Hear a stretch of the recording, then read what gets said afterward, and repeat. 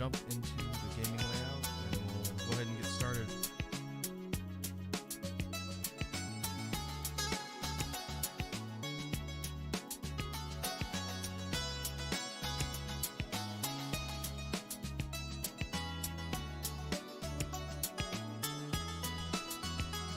Make sure my sound settings are good to go. I'm gonna have to adjust them on the fly since this will be the first time I'm playing the game while passing sound through the root pro. We'll go ahead and tweak things once we get started here. I'm gonna switch to the gaming stream layout.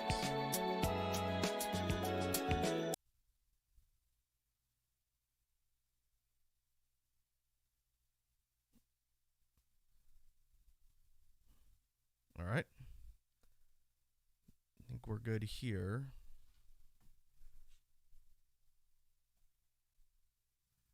I'm going to have to mess around with the sound settings a little bit. I have things sort of set up based on how we normally have the jam stream settings set up. I'll have to make sure that everyone can hear me when I'm playing through the game.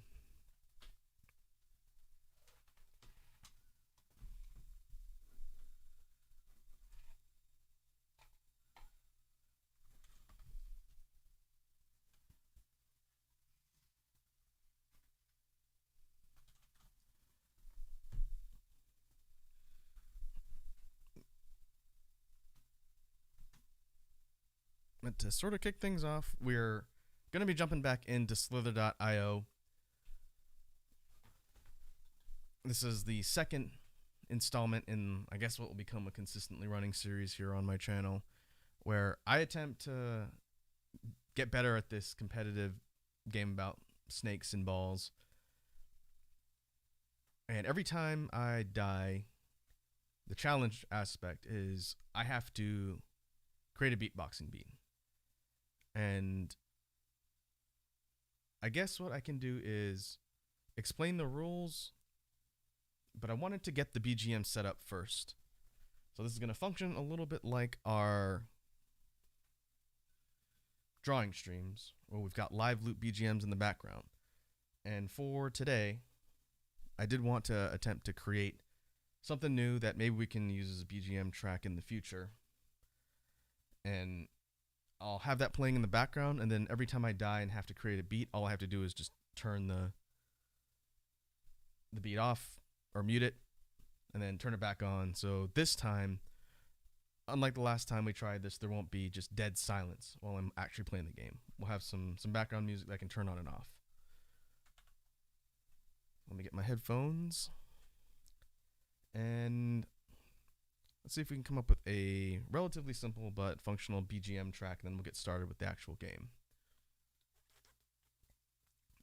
Well, I'm thinking something that's mid-tempo would be good for background in this high-stakes game about snakes and balls.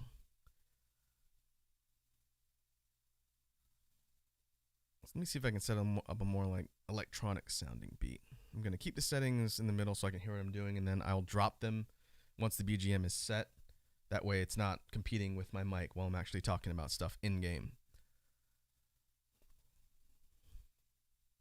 So let's see if we can set up a basic beat. I'm thinking something like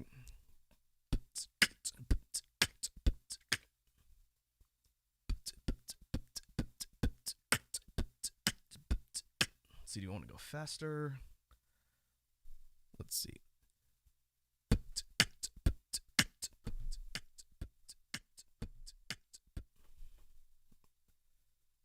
All right, I think that might work. Let's do a one measure repeat. I'm trying to avoid some of the problems we ran into last time.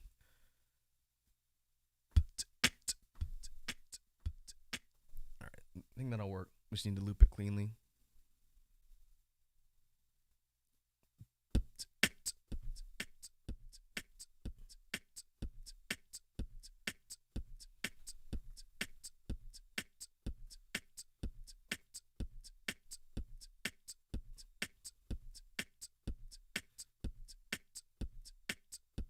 All right, I think that'll do for the beat. Now let's add a bass line.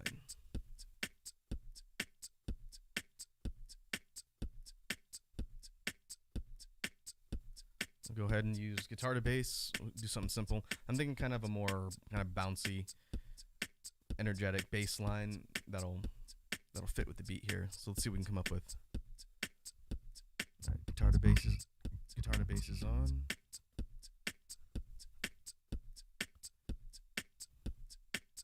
That setting about where we want.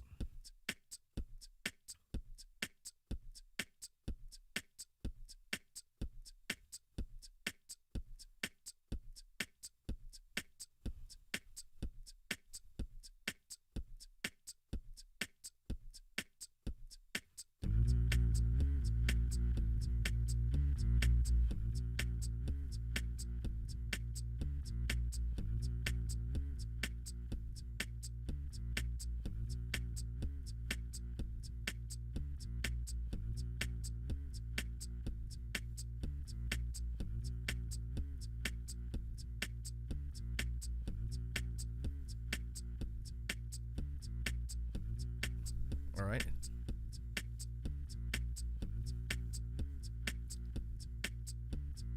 I think that'll work. I wonder if we add some hi-hat runs in the background on a separate track. That way we can mess around with the track input effects. We want to mix up the sound at some point instead of having it just play like this for the entire time. Let's see if we can do that.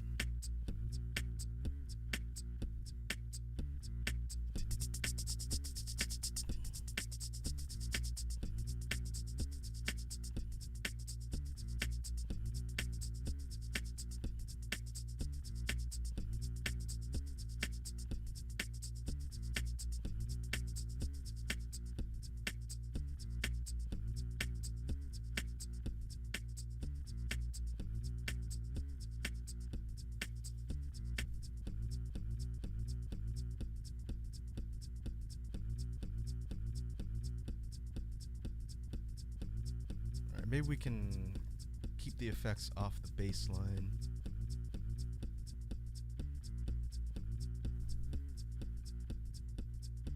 Yeah, automatically I think I like that better.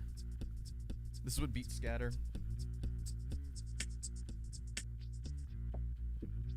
That was filter. Echo.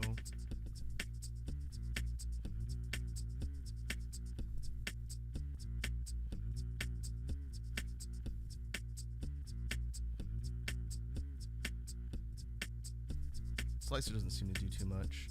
We'll stick with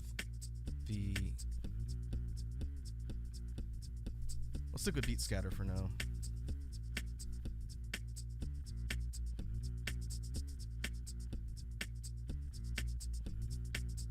All right.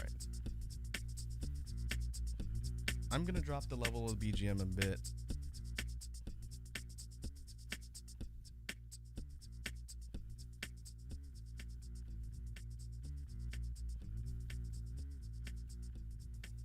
We'll leave it about there. And then we'll see if people have issues hearing me.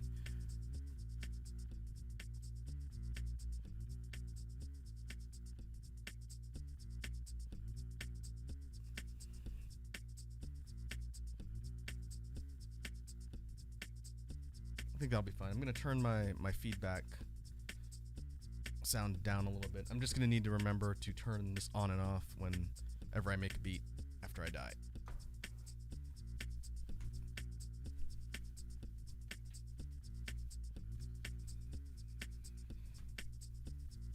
Alright, we've got the loop off to the side. BGM tracks going.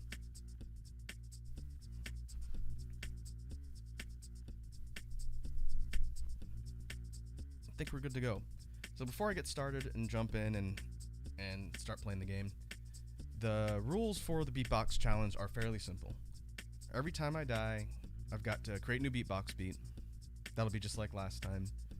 The first rule is I need to make it a point to diversify my sound, so I can't just do the same beat every time. The second rule is I have to make the beats more complex every time I create a new one. And eventually, just like last time, I'm going to hit a complexity ceiling.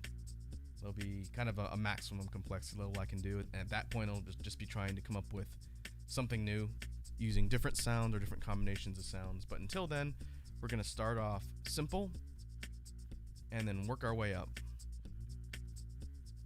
And this will be an experiment in testing the quality as well, since last time I did this was before we introduced the loop, and this was also before I upgraded my internet. So I'm gonna put it on low quality graphics for now, and then just see how it performs. If it's really stable and I don't have any lag issues playing the game, then maybe I'll up the quality. But I don't think the graphic quality is really that big a deal in Slither.io. It's more the function and how smoothly it plays as I'm out there trying not to get eaten. Oh, let's go ahead and jump in. I've also got my personal best on the screen this time.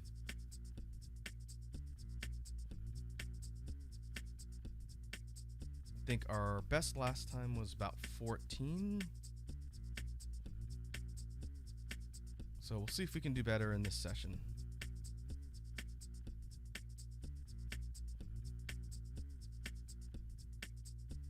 And right away we've dropped in just above the middle. So I'm going to start working my way towards the center.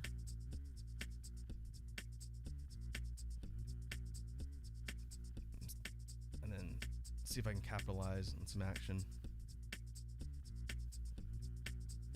Right away the game is performing much better. I'm not seeing any lag spikes or any issues with the connection, which is good. Unless I have an issue where my hardware is acting up like earlier in the week. Ooh. Playing games like this shouldn't be too bad.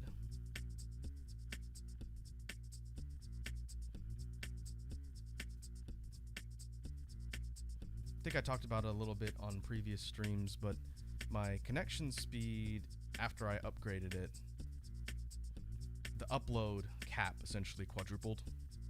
Or no, not quadrupled, it was 10 times faster in the end.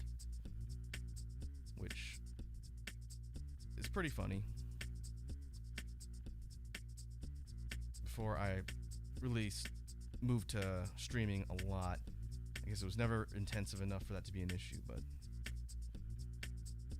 the next test will be playing something a little more graphic intensive like Guilty Gear. So we'll be testing that out, and if it's all good, then it was worth the investment.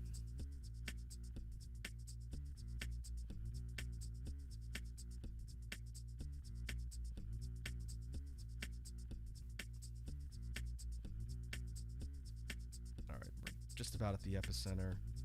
Got some pretty large players. That green and rainbow looking snake are going to be potential threats. I'm going to avoid getting boxed in.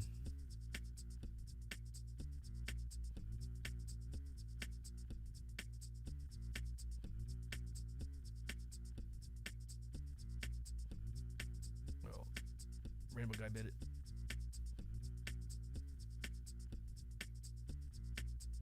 Ah! I'm going to try and loop around for that guy swooped in. Alright. BGM off. First beat, we'll go super simple. Since I usually default to the PF snare, we'll do something a little bit different. This also serves as good warm-up, since I'm essentially doing this cold. Let's see.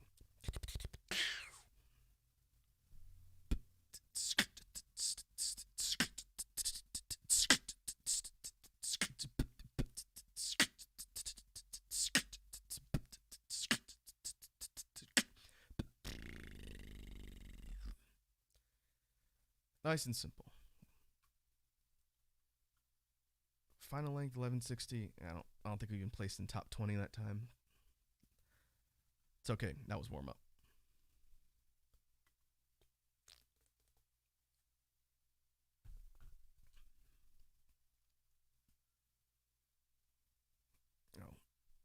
Bruh.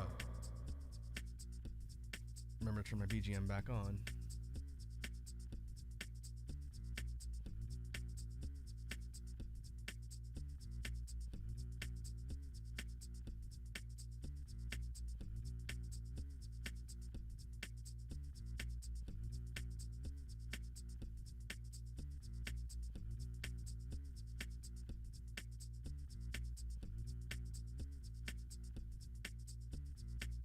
Ooh, alright, that works.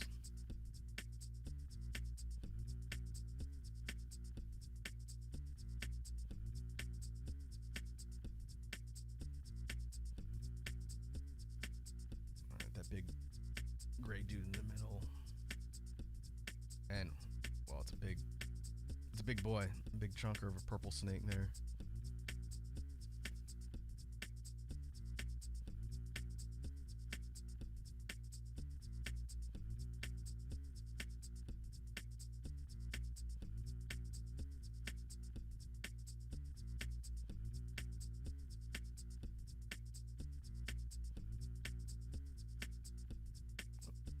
Oh boy.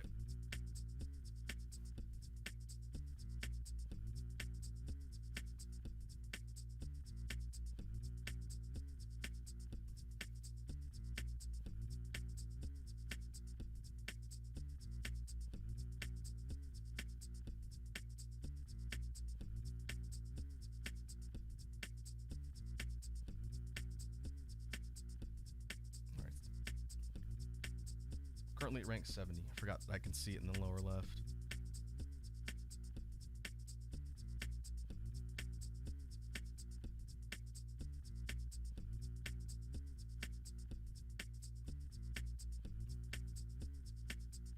Oof. Almost got T-boned by that pink and purple snake.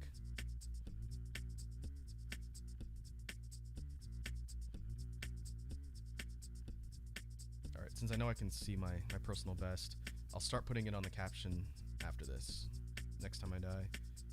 And then it'll be captured.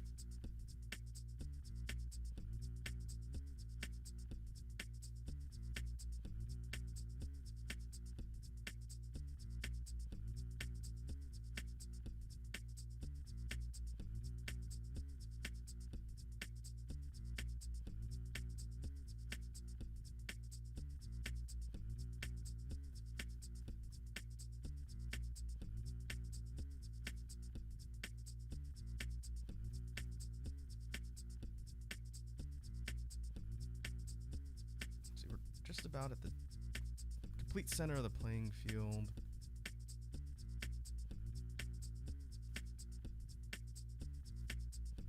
Could probably start keeping an eye out for some of the stragglers who can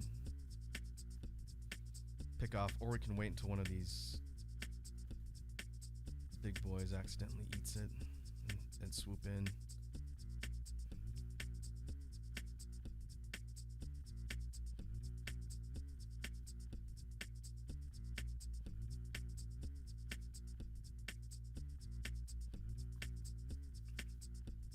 And now we're sitting at 58.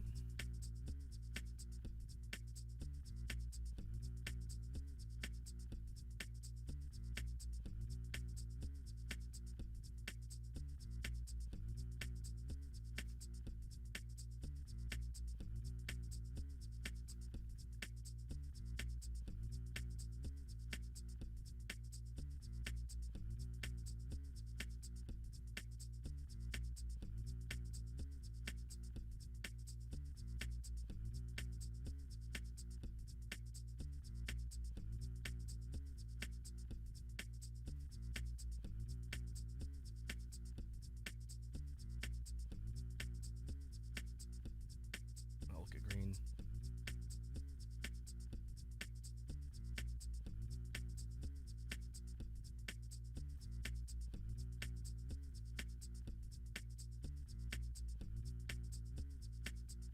Oh, hey, what's up, Wazzy?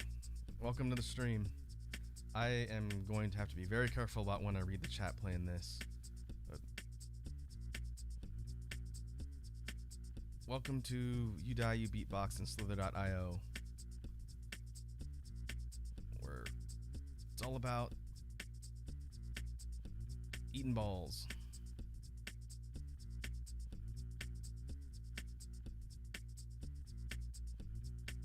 Did you miss any beatboxing? I've died once so far since I started. It took a little bit for us to get the BGM set up. Yeah, that's right. You die, you beatbox. YDYBB.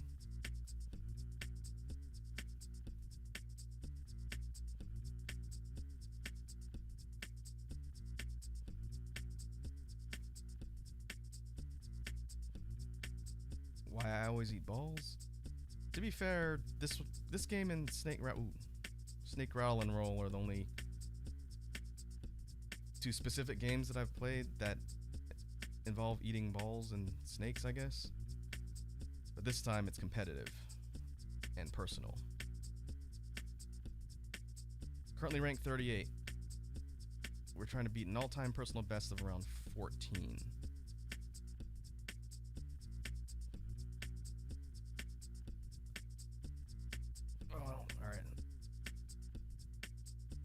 That should jump us up a little bit.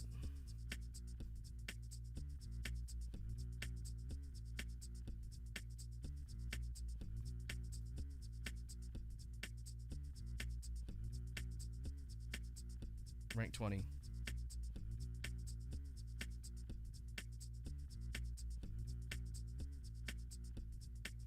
I need to start being careful of all these little guys.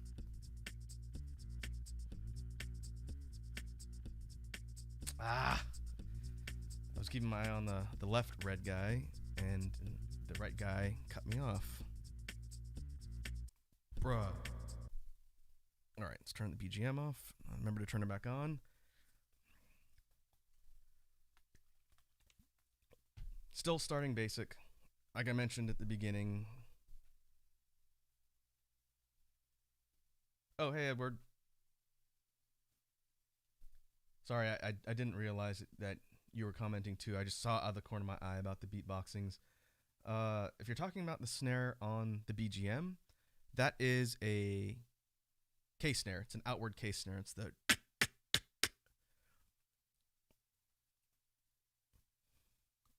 And let's see, for the punishment beat, let's do something a little more complex. Add in some hats.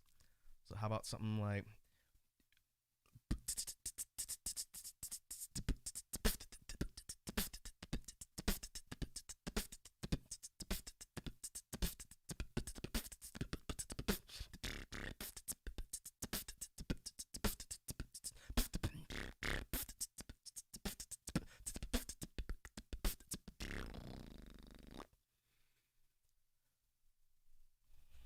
Oh, I didn't see what my personal best was when I died. I'm gonna say 20, since that's what it was last time I looked.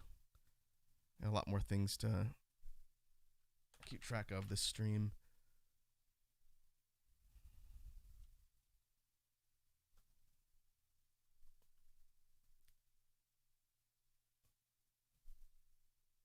All right, back into the fray, bruh. BGM on.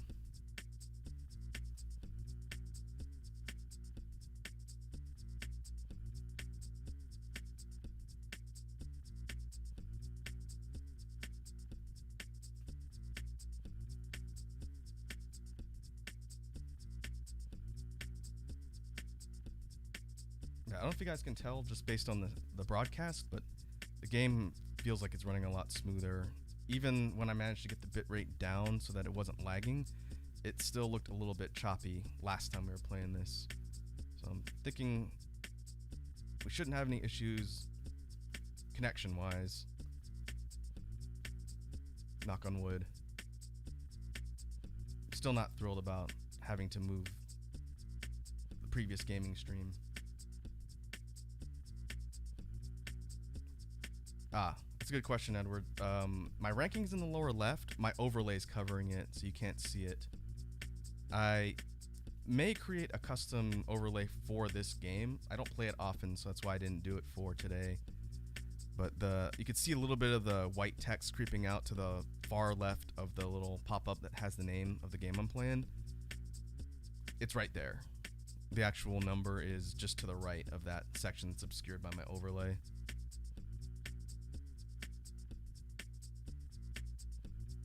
Currently rank 127.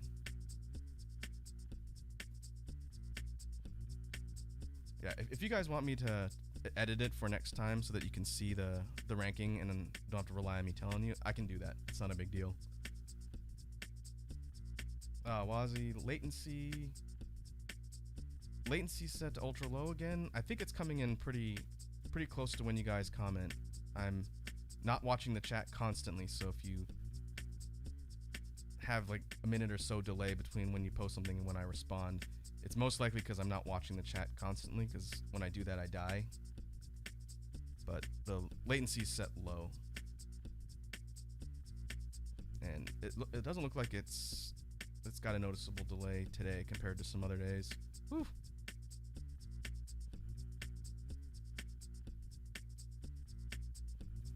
Oh hey, Penguin Party 119. I recognize you from Prince Lemon streams. That's where I've seen you before, right? Uh-oh. Oh boy, let's get out. Get out.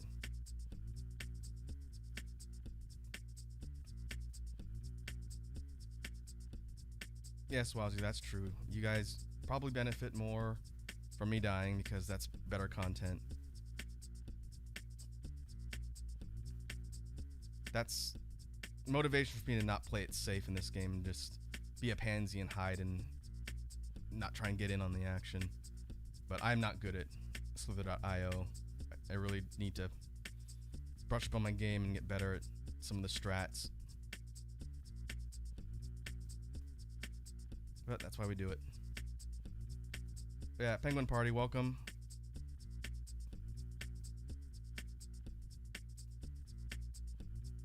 Oh. Alright. I will do a quick recap of the challenge rules for folks that are just jumping on next time I die.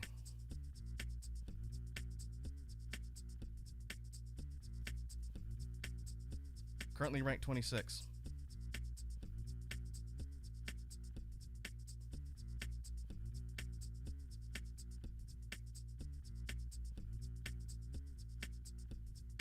Oh, come on. I wanted to play chicken with the purple guy, and it did not pan out.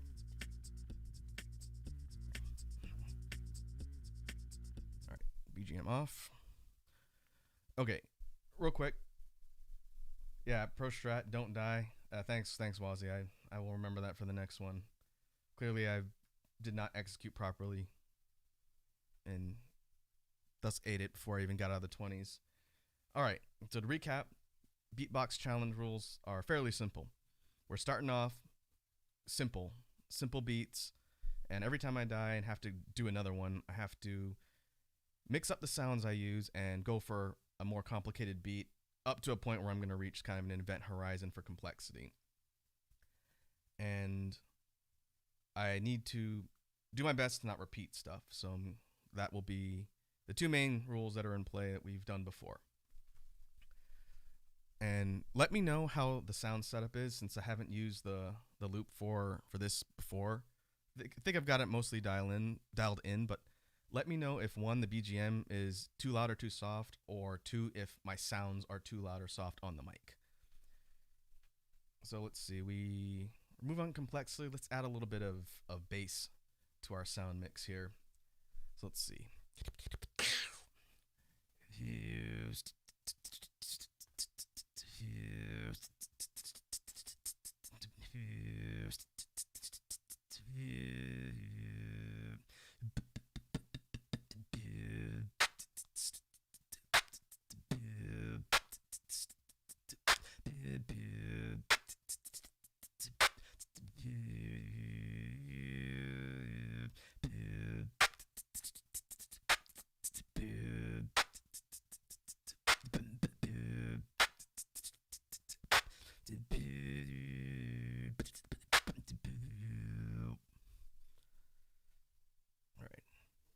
BGM on.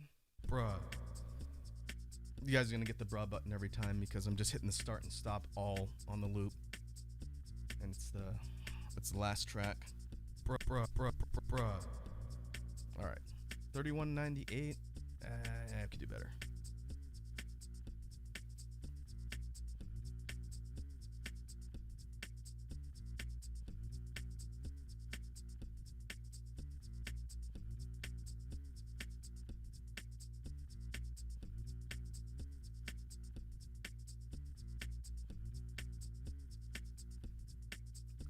Oh, that's a big patriotic boy.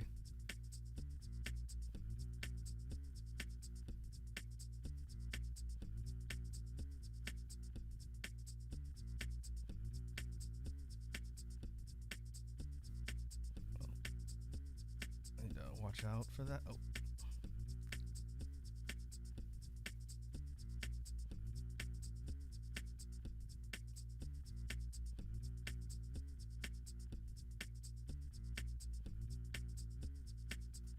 What I really need to get my head around in this particular game is some of the aggro strats people do. Like, I know how to trap smaller snakes once you get to a decent size, but as far as like the high speed, I'm not too good at that. Oh, nope.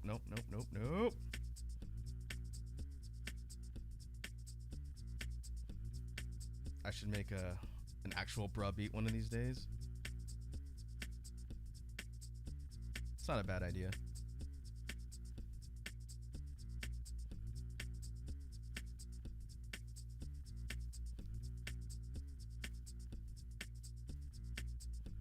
Oh boy. Here they come.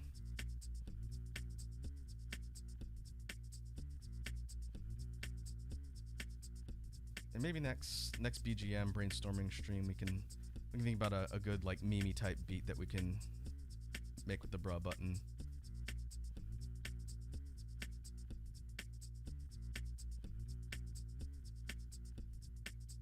I did mention it on Twitter, was it yesterday? But after we finished the gaming stream in the evening, I did some recording. So we've got 3 new BGM tracks that came from a mix of the last couple jam streams and the drawing streams. And like I mentioned on Twitter, those will be debuting as part of the BGM mix next chill stream, which is Saturday. And they'll be part of the master playlist. And I did take one of your recommendations, Edward, from previous sessions. I extended these out a little bit more so they're a bit longer. I think the first one, the longest one, might be about 4 minutes. It's just a double looped song. So we'll see how that plays with the rest of the songs in the playlist.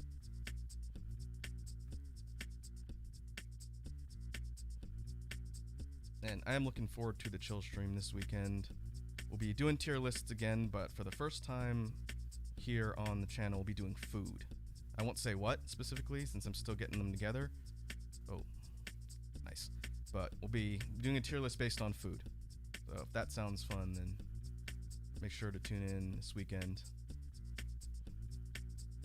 for more literally hot takes.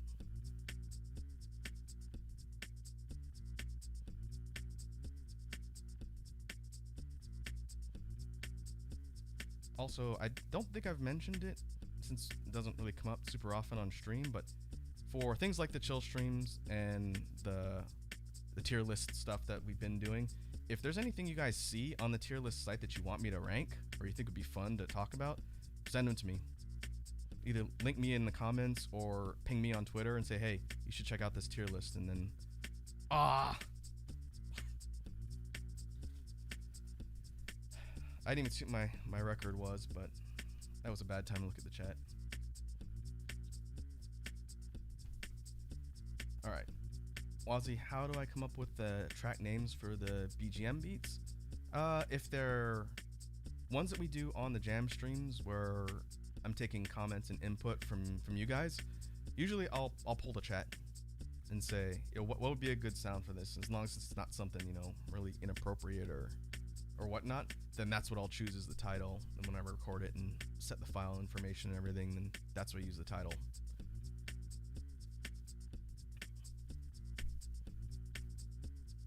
Usually it's some sort of reflection of the beat that we're doing. And usually, Edward can tell you, because he's been on a lot of the streams, I'm a big fan of puns. So a lot of the names are kind of pun based. All right, let's see. For the punishment beat, let's go kind of a more hip hop type beat. Pick up the pace a little bit. So we can go.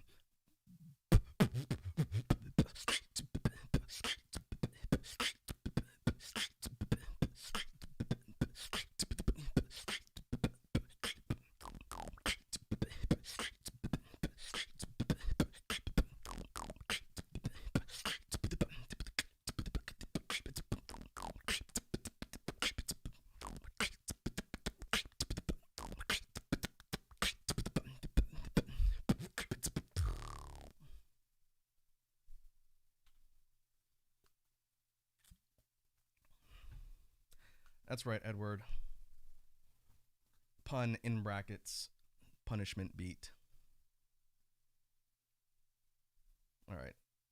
I did not see my personal best that time either, but it was only 8:19, so I'm going to assume not good. Bruh.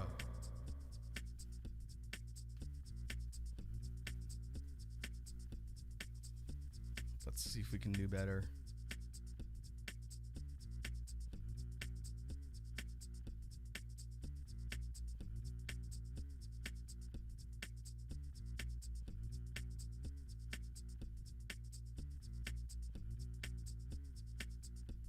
But anyway, yeah, to the point I was making before I screwed up and died.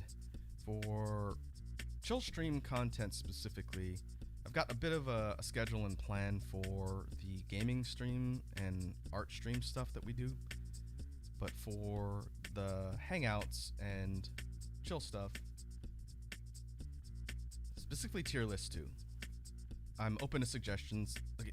Oh, how did I not die there? I was really lucky.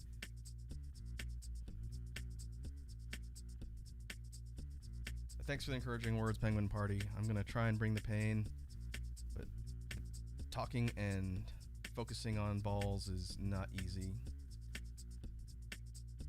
And looking at the chat's what's going to get me killed more than anything else, but it's part of the fun. I don't know how some of the veteran streamers do it. But yeah, to your point, Wazzy, my all-time best is like 14, and a long time ago when I first played this for a stretch, my best was in the top 5 somewhere. I've never gotten number 1, I don't think. I usually tend to make a mistake, but that was not on stream. That was me just playing the game back when it was a bit newer.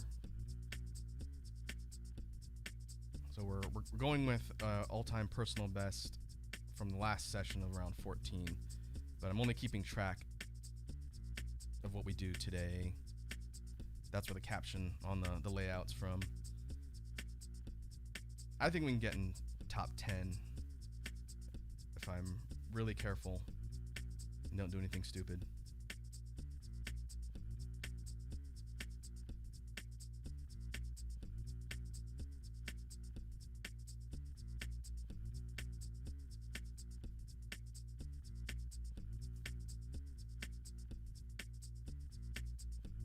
Yeah, that's fair, Wazzy.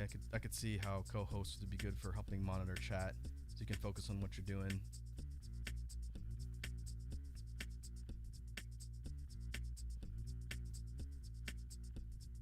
As the channel gets more established and whatnot here on YouTube, I'll have to think about things like mods and other things. But until then, should be pretty manageable.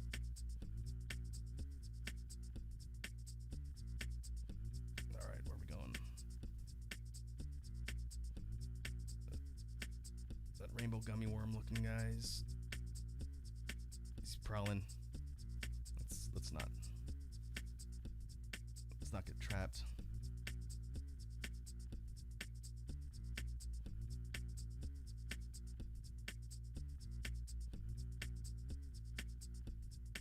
Ooh, the orange guy was really zipping.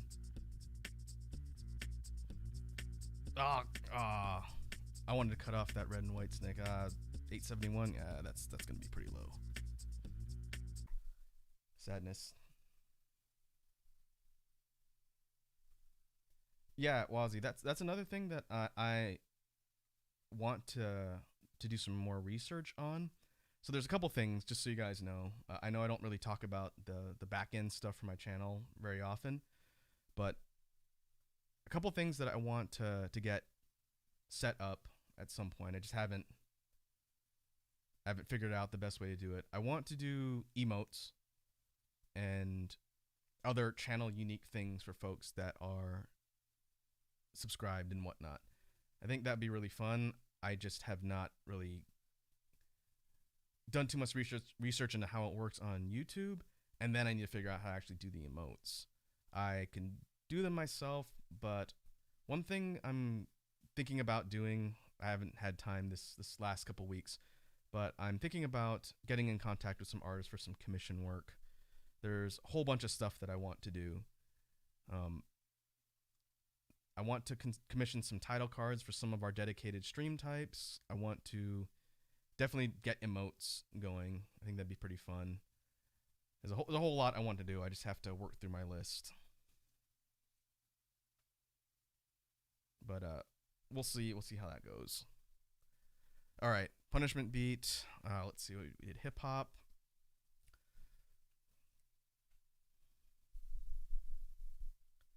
Let's see. We could try and pick up the pace a little bit. Go back to PFs. I mean, a mix of PFs and we could do dubstep.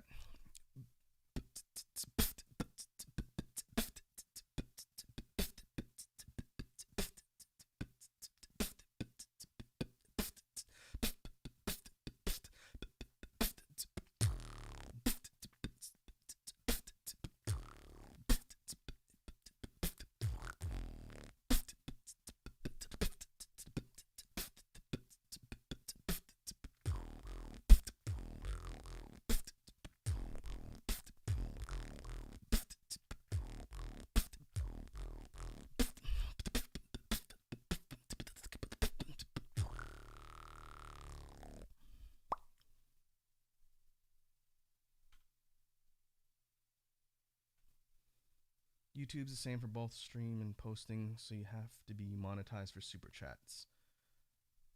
Okay, that makes sense. If it's the same monetization for regular content like ads and whatnot, then that's probably the same for streams.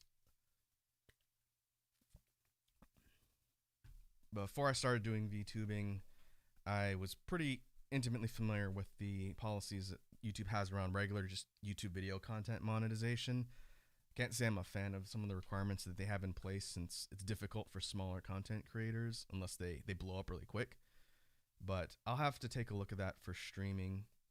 It'd be nice if there's just some capabilities to add things like emotes that anybody can use versus memberships or restrictive stuff, but I have to look into that at some point. Yeah, that'll require some research, so we'll see. All right, 871 BGM on, bruh. We need to get into the thousands.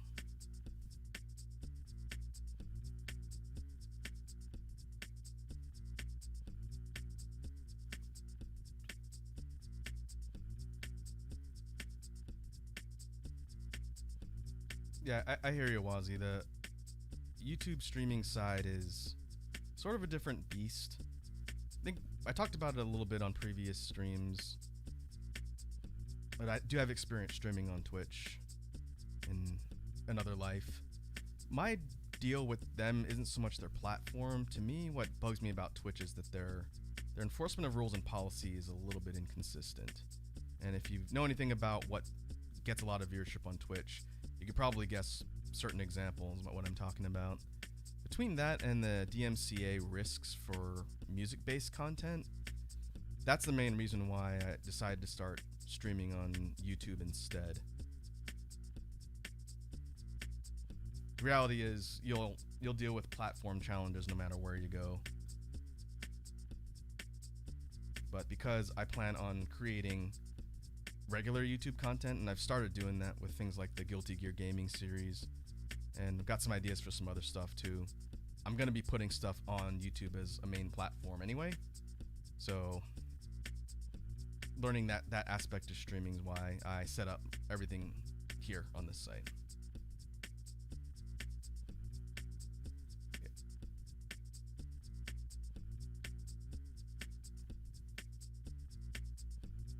Yeah, there's no perfect streaming platform. All of them have their quirks and pros and cons.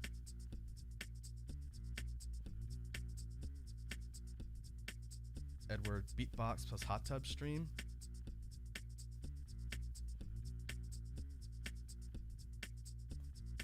I thought about creating a hot tub stream layout for our chill streams, but it's been done by a whole bunch of YouTubers already. I feel like I'd just be kind of aping trends that people have already done, and it'd be funny, but I don't know. We'll see. Hotbox stream. Yeah, isn't that legal where you live now, Wazzy?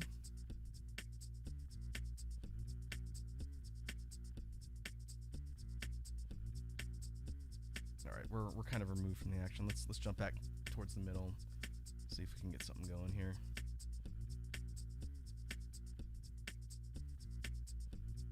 Yeah, as far as the Twitch hot tub meta, I don't have any sort of moral issues with it. I honestly don't care what kind of content people do, and if there's an audience for it and they're successful, then more power to them. My issue is that Twitch has been inconsistent when it comes to not just the hot tub meta type content, but just what they allow versus what they don't allow. And I get the feeling it's not very impartial. I think on YouTube as a platform, you're trading off some of that policy inconsistency for more potential automated shenanigans with things like copyright flagging bots and other things.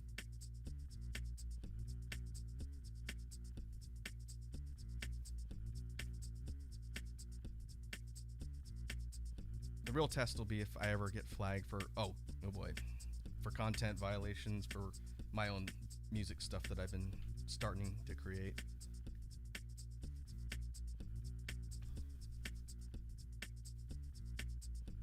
Oh, that's really nice, Wasi. I really appreciate that, but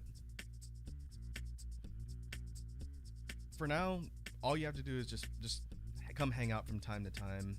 I'm a small content creator, so right now my main concern isn't necessarily finding ways to monetize the stuff that I do, so much as one, keep coming up with interesting content that I care about doing, and two, things that you guys who tune in enjoy seeing. That's why I haven't done things like set up a Ko-fi or like a Patreon or anything like that.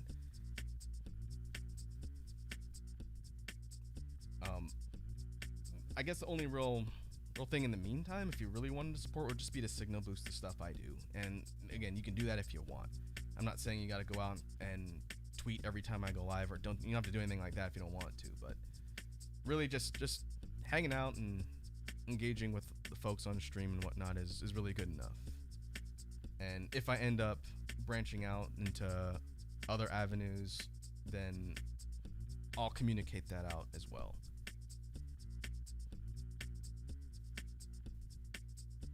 Yeah, I totally hear you, Wazzy. I do have experience with some other avenues for content related stuff. Like I've done not like dedicated merch, but I've done design stuff on sites like Redbubble for original art in my other life. And so depending on how things go with things like this VTubing project, then that may be an avenue. As far as if people want to support me, they can go and look at like merch type stuff. That's a little bit down the line, and it's going to require a whole bunch of planning. But again, there's a lot of things to consider. All right, 991. We almost got to 1,000 that time, but first,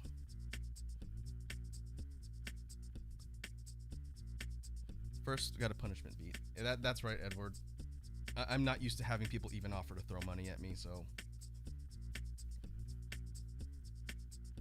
something I'll have to figure out. We'll turn the BGM off.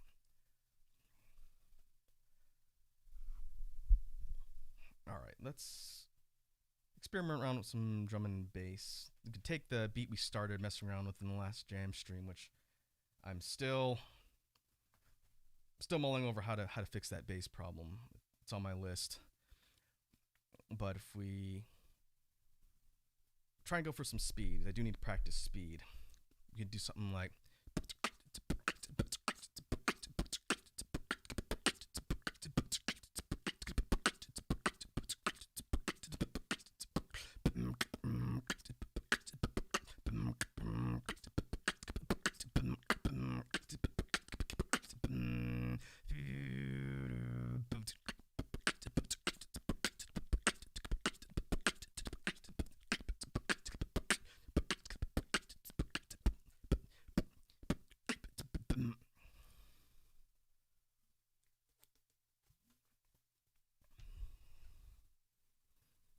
all right, the quest to get back into the 4 digits in snake girth continues. Bruh. Don't take that out of context.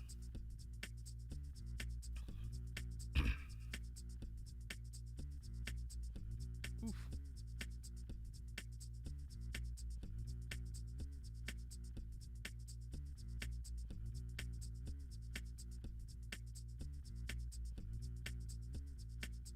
All right, where are we at? We're just to the right of the epicenter.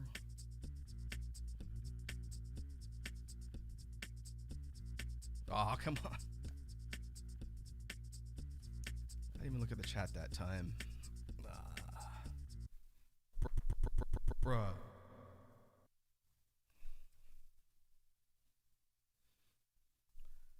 All right, let's see. What haven't we done? We could do a callback to some of our previous BGM stuff with like a bossa nova type beat. How about something like...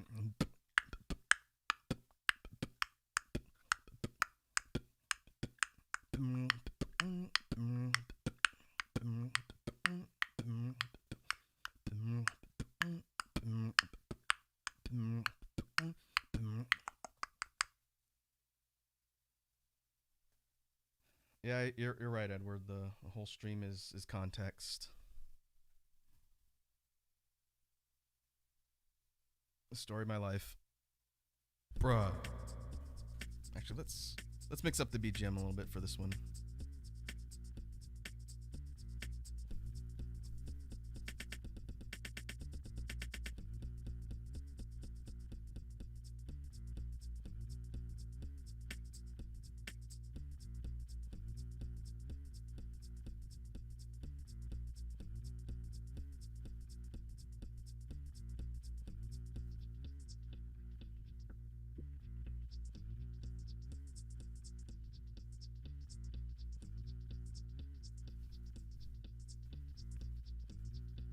All right, 194. That's pretty bad. Let's see if we can do better. Better be able to do better.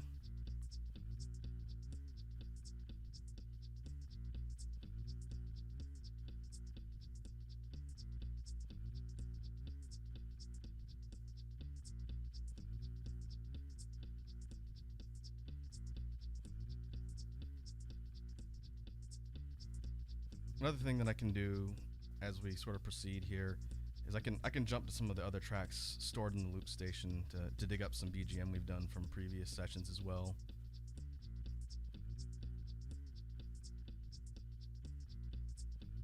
Oh, that's a little bit of lag.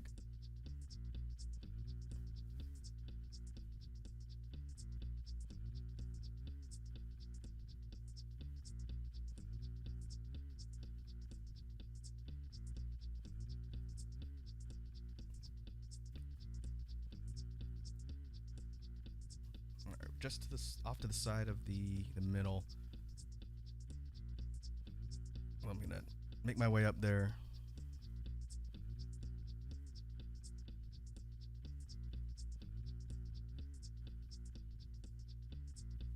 See if we can capitalize.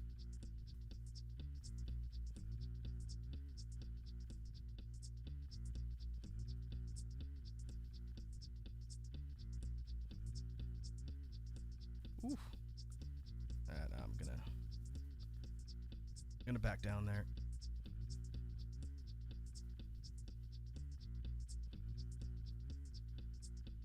Oh.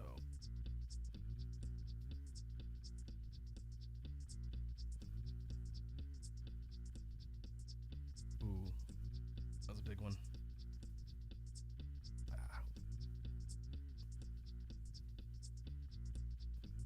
I'm just off to the side for some of those big deaths there, but that'll help.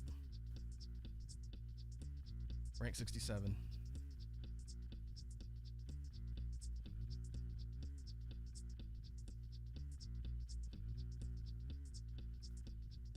Nope, nope, nope, nope.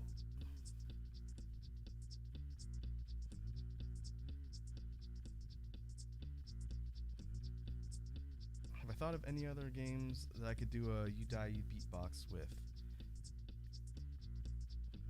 Short answer to your question, Edward, is yes. This format is something I think is pretty fun, and it forces me to try and be creative on the spot when it comes to freestyling and beatboxing. Ooh. Ah.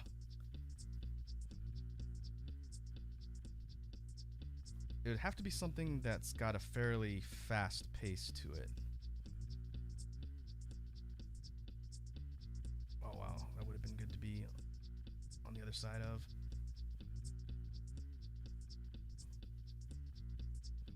I do want to do some streams dedicated to looking at old Flash games and from the heyday of the internet.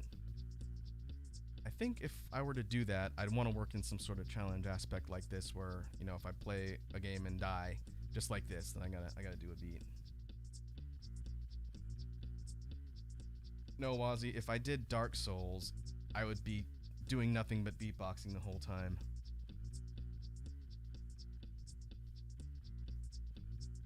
I really like Dark Souls too. Dark Souls also, not Dark Souls number 2. I didn't get too much into the second one, but I played a ton of the first Dark Souls on PC. Ah, Hades. That's on my list to try at some point too. Ah.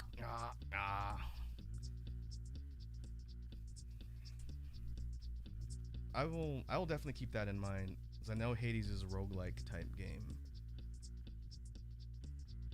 Binding of Isaac could be a good one too. That's fairly fast paced.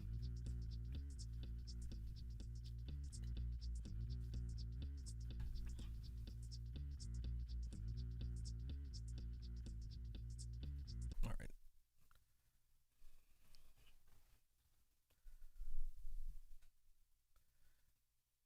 Alright, let's see. For punishment, I didn't see how far I made it that time. Probably around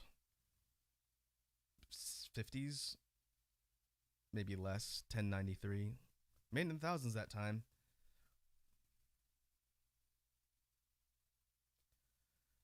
Yeah, I've heard good things about Hades. It's on my list to play. I like the art style for one, but I've heard the gameplay is also really good. All right, moving up in complexity. Let's see. Maybe we can go for something with a bit more bass. Move my mic.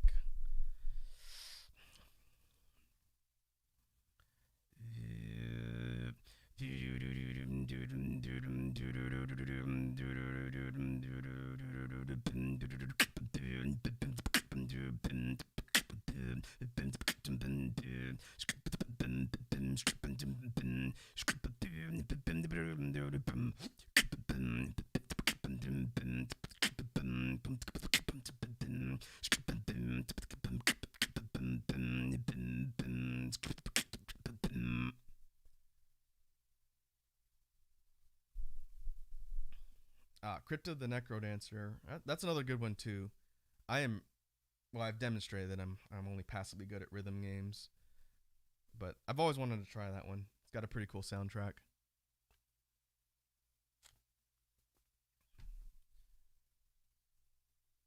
All right, bruh. Oh, good. I can just start it up and it has the input effects on it already.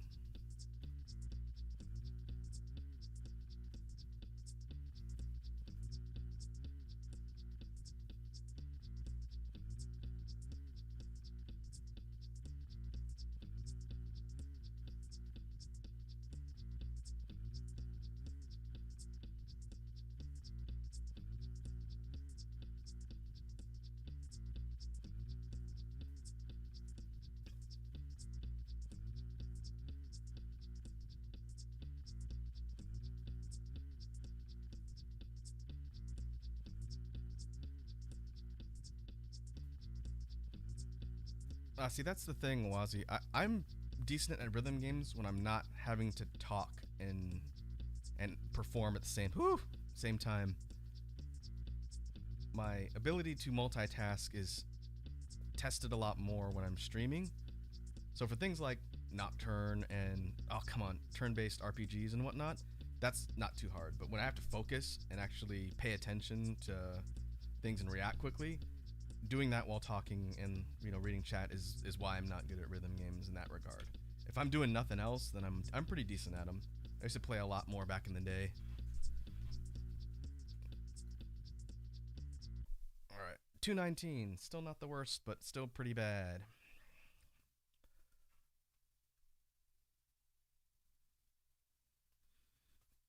Okay, let's add some complexity and technicality to the beats a little bit. So we can do something like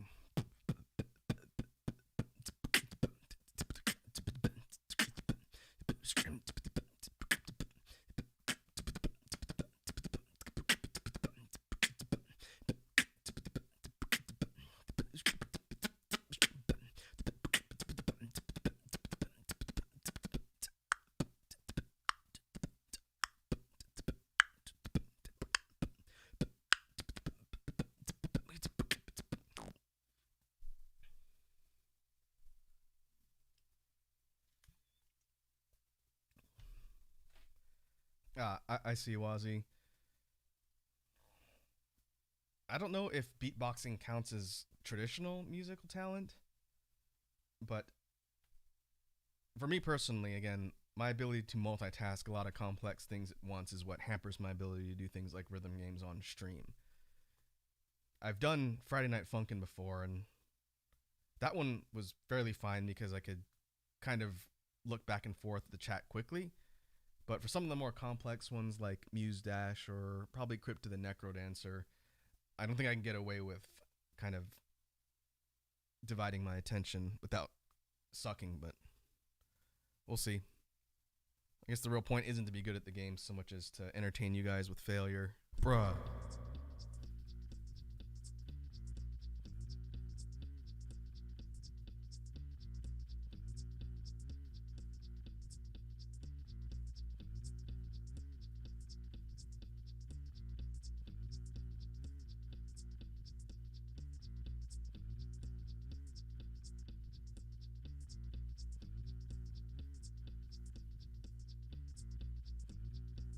Oh, wow, that was lucky. Right out the gates, we got rank 40.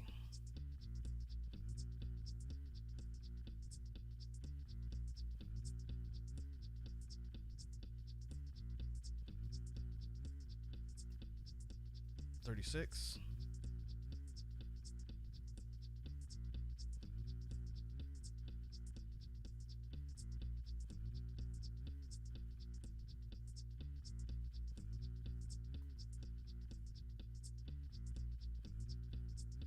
Whoa. Oh, they're dropping like flies.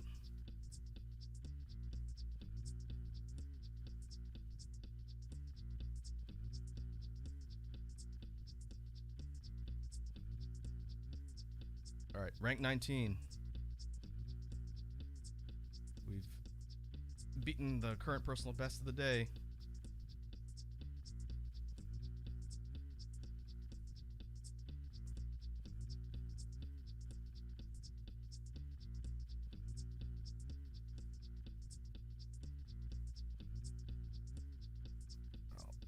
Oh boy. Smaller, faster snakes are trying to box me in.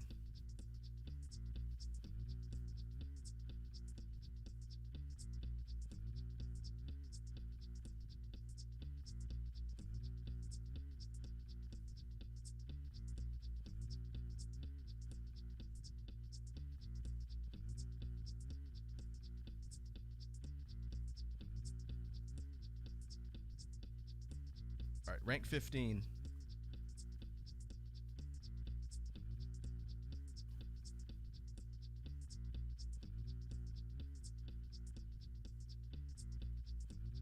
Rank 13, new personal best. Let's get it.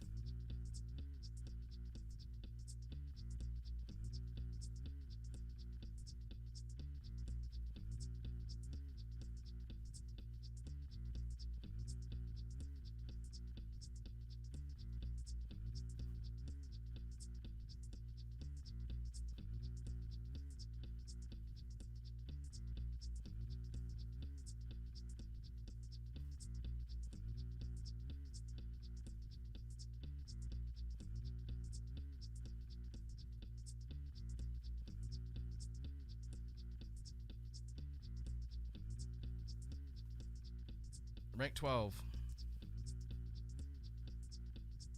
Might have to retire after this round. Not really.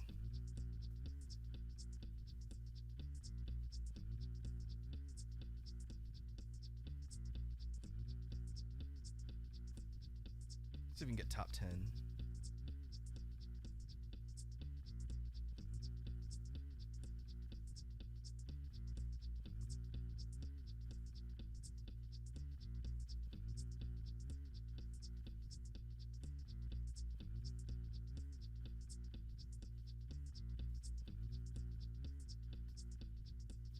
I'm sorry. Actually, I'm not that sorry.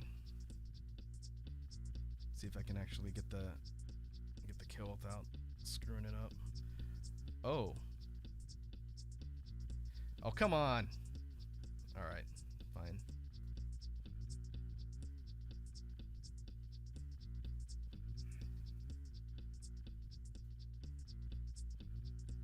Oh, if that's not a caught in 4K moment. All right. Rank 11.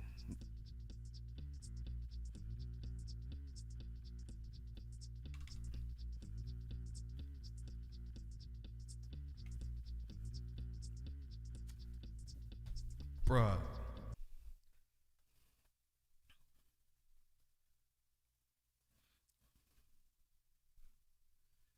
All right, for punishment, let's see. Go some more inward lip rolls. Yeah, that guy totally stole my strategy. He saw what I was doing, and I couldn't realize that he was boxing me in fast enough, and I died. That guy's probably in the top 5 now. All right.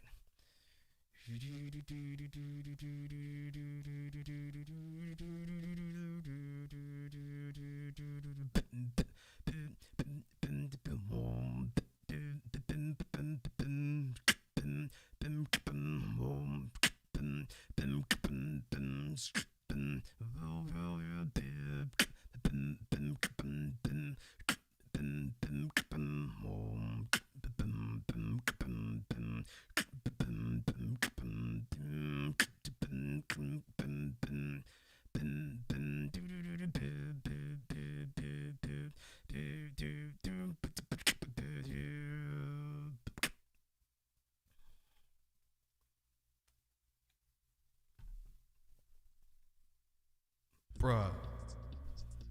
I think I really could have made top 10 on that one. We did it once, we can do it again.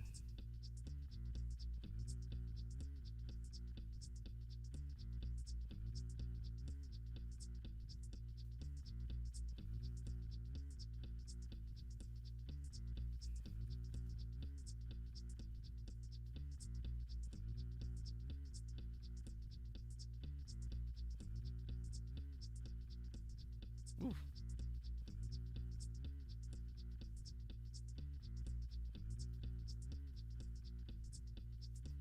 Alright, we're upper left of the middle. Let's see if we can get close to the action. Sort of got lucky on that last run, and a whole bunch of people kind of died right in front. And they will swoop in and consume much balls. Well, that blue and gold. That's also a big boy.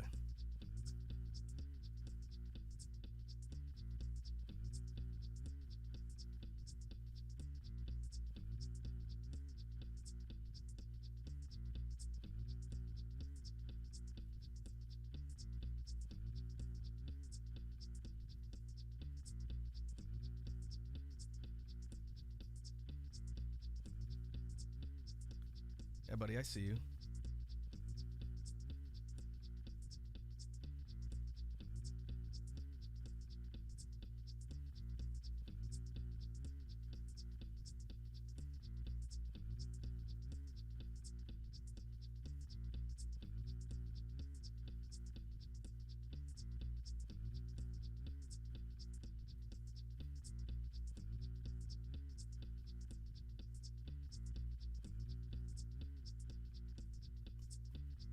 That blue and gold snake is on the hunt.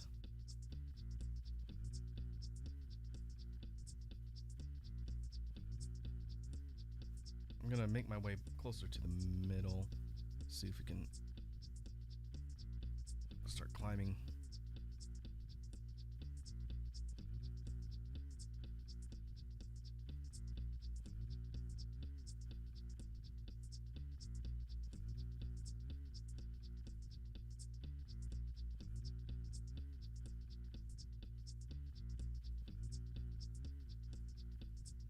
Oh, here we are.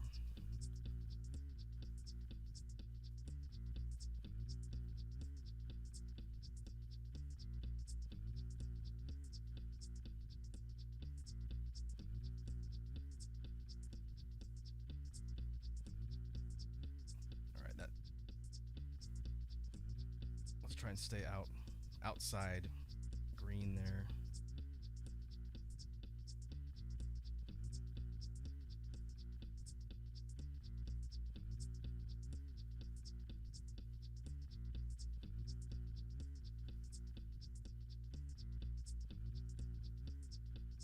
Oof. Yeah, I see you, buddy.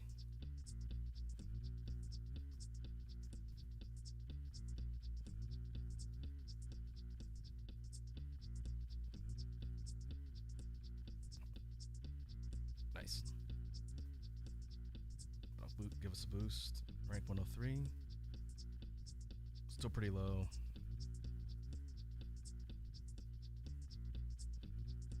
Ooh. Alright, that jumped us up a lot. Rank 57.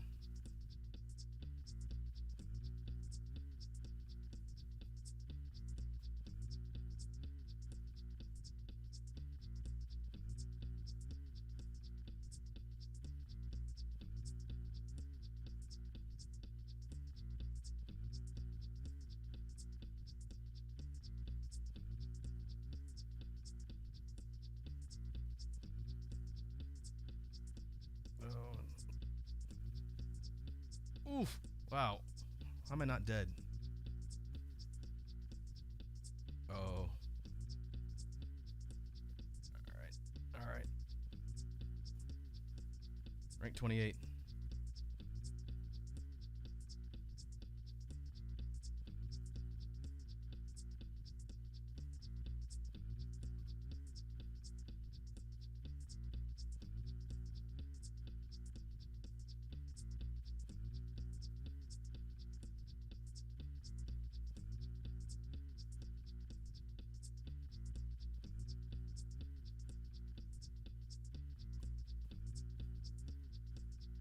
Oh, wow, that was a big one. I was just out of range to be able to capitalize on that. Oh, well. Decided not to get greedy. Yeah, that's right, Wazzy. Someone queue up Kenny Loggins, because we got some danger zone action here.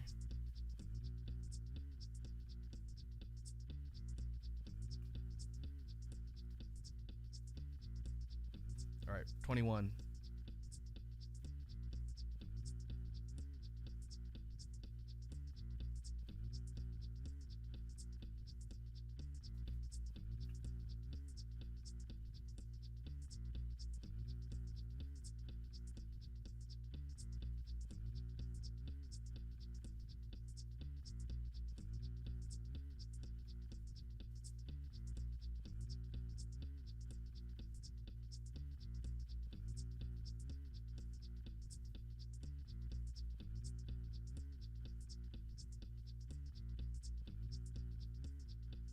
Alright, we're just outside the middle. See if we can start circling towards the epicenter. Gotta be careful though. We're officially a target for some of these larger apex predators. Their rainbow colors. And we'll see if looking at the chat gets me killed. To answer your question, Wazzy, I picked the teal snake. Yeah, my color scheme is teal because it's my favorite color. Uh-oh. Let's not get boxed in.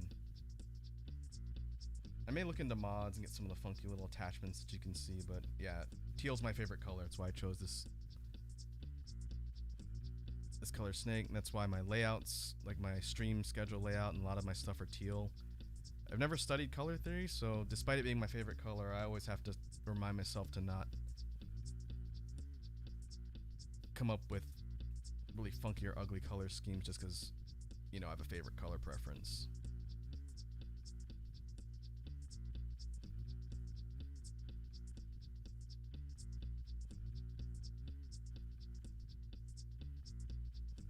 Oh. That one got wise to my strategy. I was gonna try and box him in.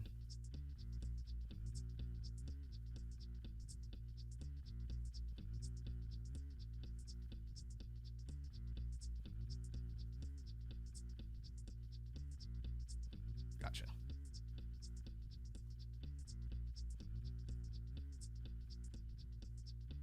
Rank 15.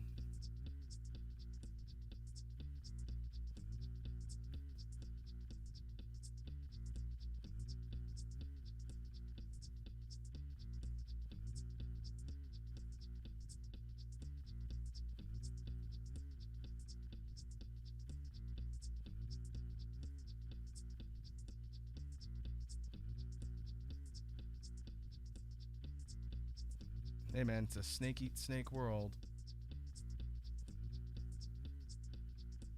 Ah. Oh. I wanted to 90-degree right at the last minute. And instead I face planted and died. Bruh. Sadness.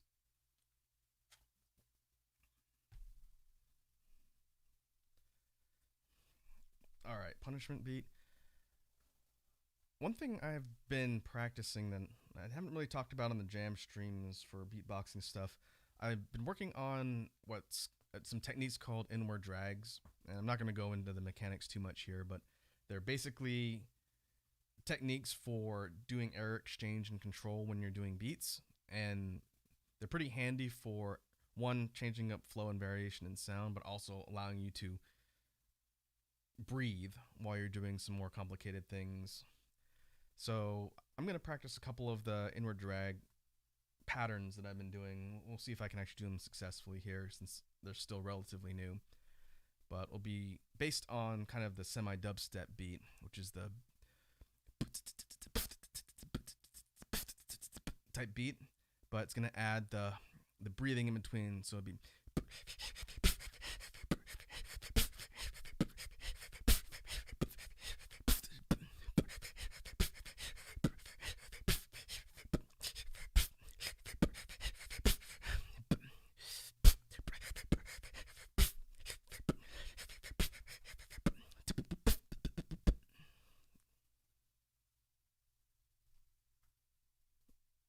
Oh, hey, what's up, Penguin Party? Welcome back. I don't know when you left, but you missed new personal best of rank 11. I've gotten somewhat close a couple times, but we have yet to break into the top 10. Bruh. Well, let's see if we can do something about that.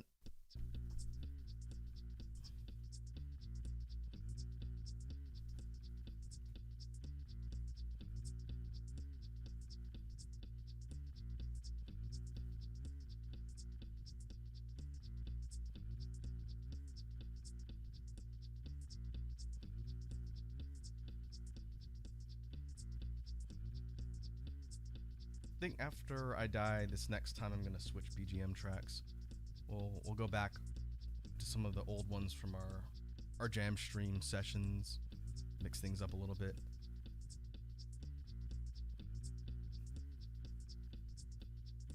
All right, Penguin Party, I'll attempt to use the power of friendship and willpower to get into the top 10. Become top snack. Not to be confused with top kek. I think I made that joke last time.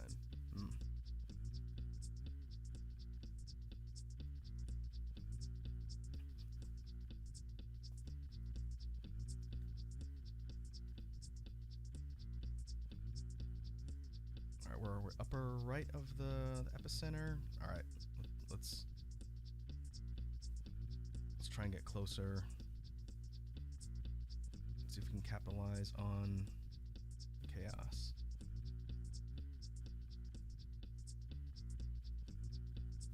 Yeah, that's right, Wazzy.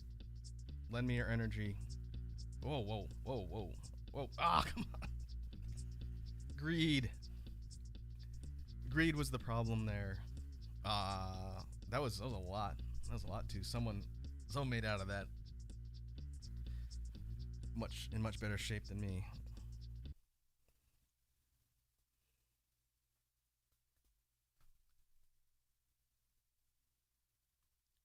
All right, let's see. Punishment beat.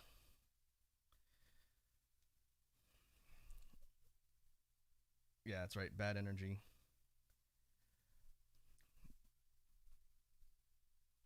Oh, okay. We could do one of the routines I've been working on, or a snippet from one of the routines I've been working on. It's a bit slower.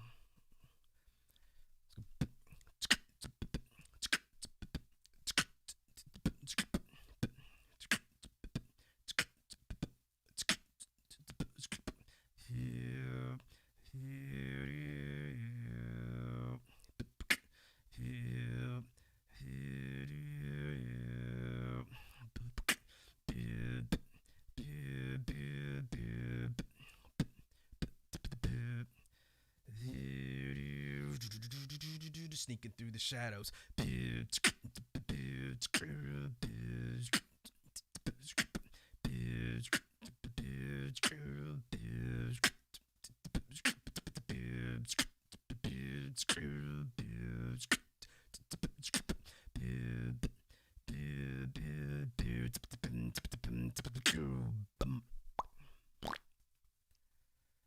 All right. Save this.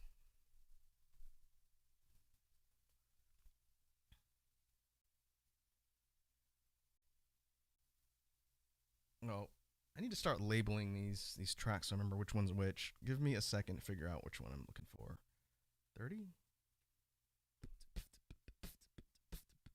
Well, that works.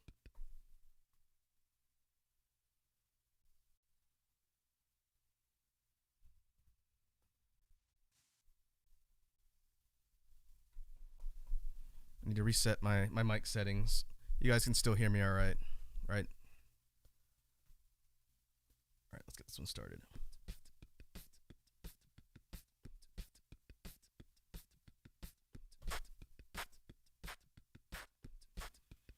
This track's called Second Base. It's from the latest BGM pack that I just finished recording. And it'll officially debut on the next jam stream. Okay, good. I have to reset the settings. This is a different stored track on the actual piece of hardware, so that's why I'm asking.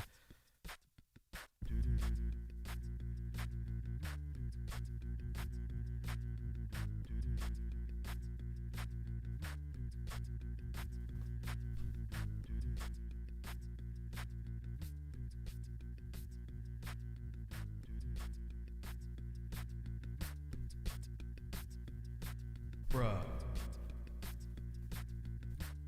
Alright, 331. That's pretty bad. That's pretty bad. Okay, is the music a little low? Alright, hold on. I'm going to kill myself real quick and fix it. I think I have the volume in my ears turned up. That's why it sounds loud to me. So, give me a quick second. Alright, free balls. Let me do this.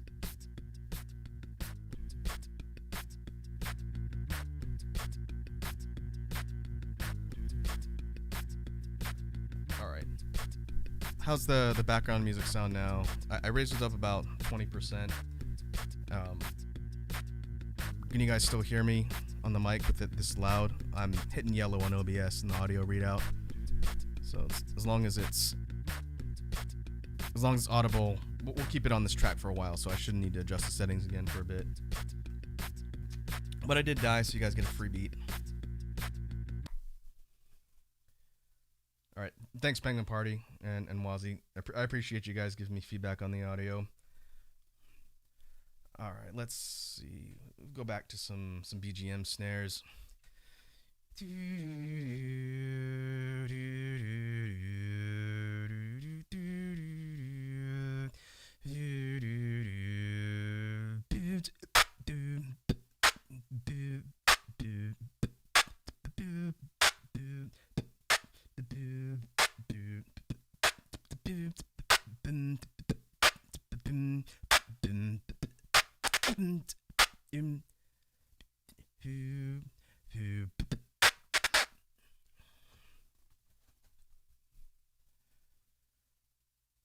That's a good question, Edward.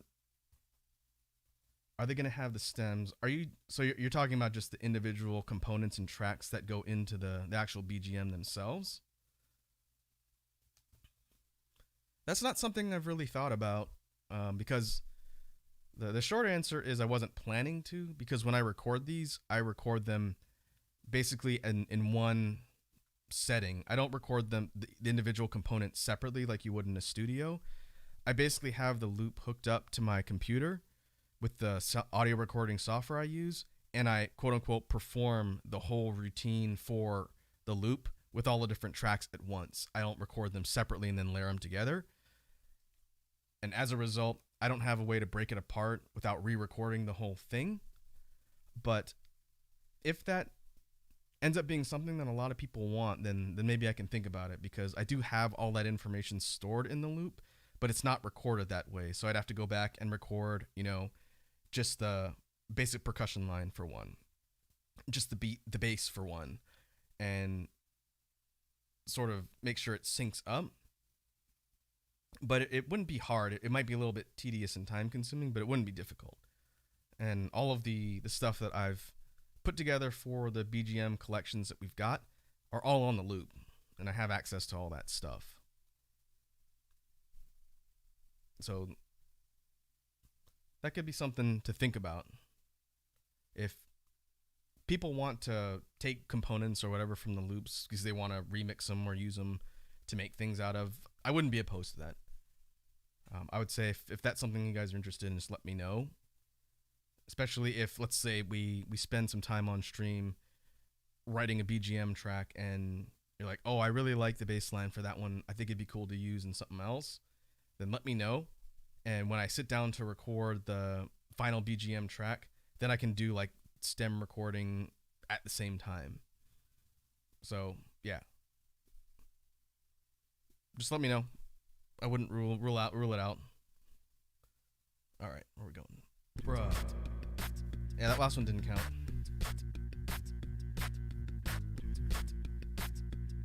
From Wazzy, would I do a commission for music? Right now I'm sort of still learning composition and things when it comes to the loop. So the stuff that we do on stream and that you hear playing in the background is very simple. It's not terribly complex. Usually it's a 2 or 3 track quote unquote song that just loops bars. All right, Penguin Party, no worries. So as far as commissions go, if someone were to come up to me and say, I want you to create a BGM loop or something to use, chances are I wouldn't be able to do it to spec, because the stuff that I do is fairly simple right now. I think later on, once I get better at using the loop to create more fleshed out songs, then that might be something that I consider and put up on maybe like Twitter for commissions. But the main concern is if someone came to me and said, hey, I really like this particular song, but I have an idea for something, could you make it? That would be difficult, and I wouldn't want to promise something that I couldn't deliver on. So that's why I'm not really looking at commissions now. I will say this, though, and this is not going to change anytime soon. And if it ever does, you guys can call me out and hold me to it. When I eventually take these BGM tracks, and I'm still organizing them and trying to figure out the best place to put them, when I upload them to some sort of site, it's either going to be Bandcamp or SoundCloud. I've not figured out which yet. I haven't decided. But if people want to use my BGM loops for their content or on stream as, you know, background music or whatever, or in a video, like a discussion video, and you have something that I've made playing in the background, I'm never gonna say no if someone asks me. Again, the point is to put these up in a place where people can download them for free. If I end up doing the Bandcamp route, they'll be up there for free, and you know, if you want to throw money at them, you can, but it won't be required. You can download them for $0. And for the stuff that I've created, if you want to use them for your content, you can. And I will make some sort of statement and probably a dedicated YouTube video about that once it actually goes into whatever platform. But that applies to anything that I put up publicly. So let's just say, I know, Wazzy, you're a content creator and a streamer. Let's say one of the songs that I've made, one of these silly loops you like and you want to use as the background for one of your animations. If it's already been put up somewhere, then you should be able to just download it and then use it in your editing software. The only thing I would ask, and again, this is the only rule when it comes to the stuff I make on the loops and BGM side, I just ask that you credit me somewhere for creating the music. Other than that, you can take my stuff, use it, and monetize it. That's perfectly fine. And that would sort of be my stand-in for dedicated commission stuff, because again, having specific spec to create content for is not something I'm super confident in with the loop station. But the plan is to put the stuff that I make up there for use people to use anyway. Like I'm not gonna copyright claim the stuff that I put up publicly.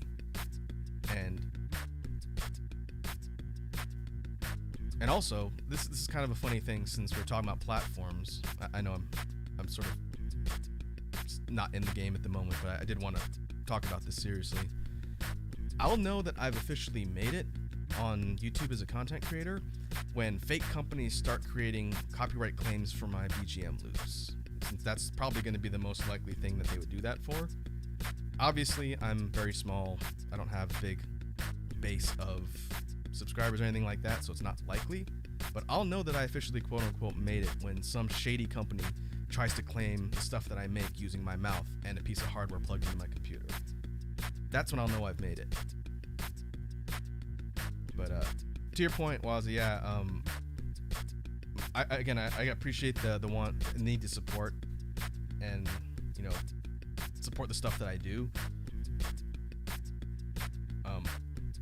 We can also talk offline, since again I know you're a content creator. So one of my to-dos, soon, probably after the next chill stream when the next 3 BGM tracks are added to the mix, I'm probably gonna cut off the collection at those last 3 tracks and then work on putting everything into a platform. I keep putting it off because I keep making new tracks and adding them to the master list. But I think I'm going to do 2 collections, and this is sort of a preliminary idea. We'll see where it develops. I'm going to do the BGM collection, which is everything we've done on jam streams with your guys' input and all the tracks we've created. I think it's like 6 or 7 maybe. And there's going to be a smaller collection that I'm calling Stream Sounds. And Stream Sounds is when we get together for things like the drawing streams or things like this, where I create something a little bit more informally with input or, you know, before you guys are here, and use as a BGM track. And I've kind of separated because the way they're created is slightly different. So there'll be the BGM collection, which is the collaborative thing with you guys, and there'll be Stream Sounds, which is stuff that I create in conjunction with a stream and have been doing kind of along the way up till now. Those 2 are going to be the quote-unquote packs that I put up. And when I do that, I'll probably put up one video that has all of it edited together so people can hear what they sound like, and then it'll link to wherever I put them. And I'll make sure and put out the word on Twitter and whatnot so people can see it. That's gonna be one of my immediate things to do, and then I'll work on editing the next set of BGM tracks, since there's a couple that we've done. And that's right, Wazzy. I also know I made it when I get offered sponsorships for Raid Shadow Legends. And I know people tend to meme and trash on Raid a lot, but honestly, if they approached me and said, would you do a sponsorship for it? I probably would, because I play the game. I don't think I've talked about it here on stream, but I do play it. I think it's grindy, but I like grindy games, and I like team strategy composition games, which is why I probably played a lot of gacha games up till now. But I understand that Raid Shadow Legends sponsorships are sort of like the sellout stigma on YouTube. But hey, man, if someone was gonna pay me, as long as they're not, smuggling orphans or something, I'd at least consider it. But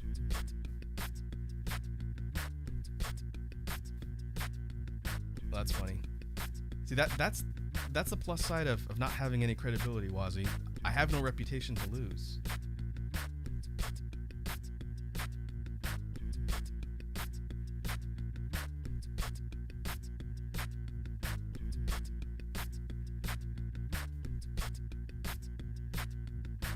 Yeah, I have Raid running on my computer usually when I'm working on stuff in the background. It's not running right now because I don't want to tank my computer performance. But I do think it's funny that people don't like them. I can see why.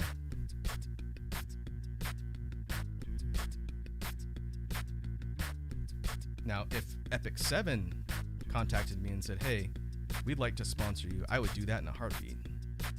I would do that before I consider like a Raid Shadow Legends sponsorship.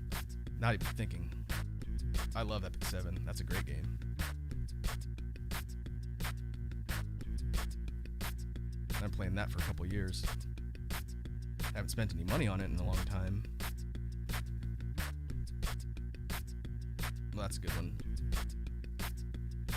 Speaking of mobile/gacha games, a friend of mine has been telling me about Punishing Gray Raven, I think it's called. Been seeing some buzz around that one, and apparently it works with a BlueStacks emulator on PC. Ooh. So we may be looking at that one next week if I can get everything set up and running. That game looks really cool.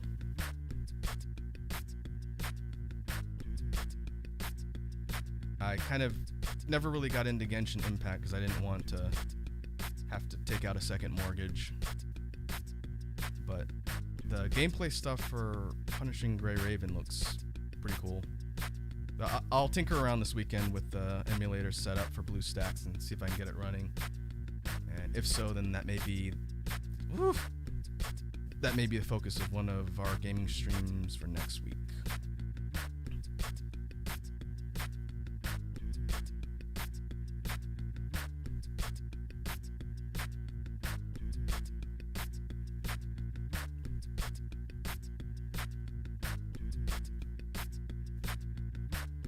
That could be another idea for a potential YouTube video. I don't know about streaming videos, but talking about my history with gacha games since the sort of inception of the gacha mechanics on mobile.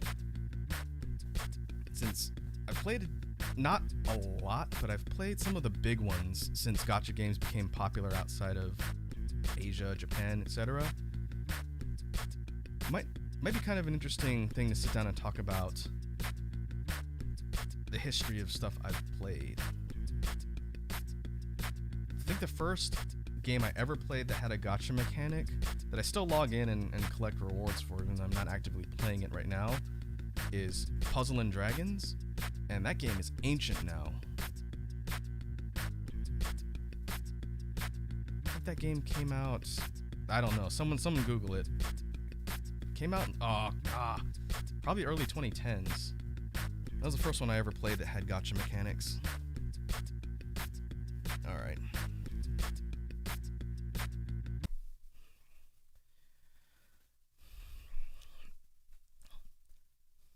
Let's see. Punishment beat. Go for I'll do a sort of technicality oriented one, since I do need to drill and practice. Let's see.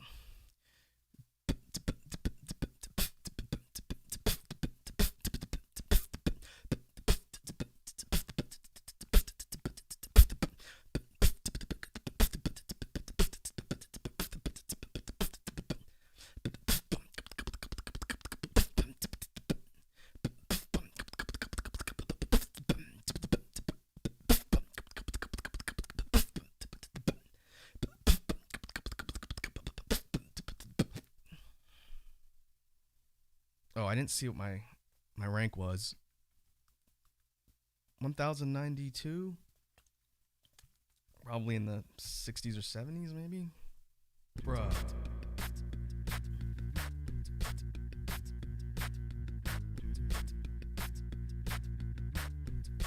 Hey, welcome back, Penguin Party. You've missed nothing groundbreaking. I have apparently betrayed Wazzy's trust because I talked about Raid Shadow Legends. But that's okay. I am here to eat balls, not be respectable. Yes, and we're talking about gacha games. Like I mentioned. Oh, hey Edward, welcome back. Like I was telling Penguin Party, we were talking about gacha games and sort of the progression on the mobile platform. There was a time when I had tried a lot of gacha games, but I think only a couple I really got sucked into after Puzzle and Dragons. I spent a lot of time on Brave Frontier. I really liked that game. And at the beginning, I spent some money on it, and then eventually I was at the point where I could get through content without spending money and was just playing the game and doing the competitive aspects. And that one, whoa, hey, calm down, buddy. As far as I know, Brave Frontier is still going, but I retired from that one.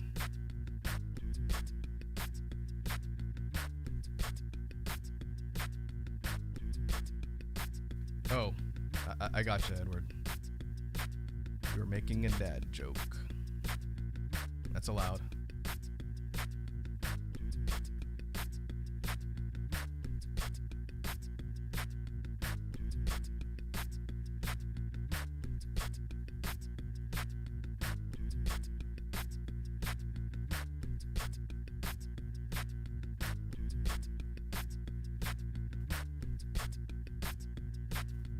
Well, that's interesting, Wazzy. I'd be curious to see what Raid's sponsorship strategy is. My guess is they look at subscriber counts and they sort of like shotgun blast out offers.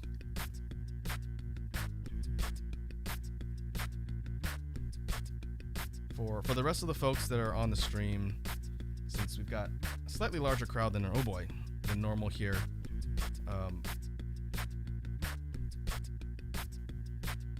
I know Wazzy's somewhat of a regular here, but if you've never checked out her channel, her Talk Security, you really should. I think she's probably the largest YouTuber I've ever talked to in person via chats. But she makes animations, and her animations are hilarious. You should definitely check them out and check out her streams and the charity event that she's got going on. It's good stuff. Yeah, as far as mobile games go, Genshin, I want to check it out, but at the same time, like I said, the potential for falling down the gacha hole is great. But I do like the art style and overall look of Genshin Impact. It looks really cool.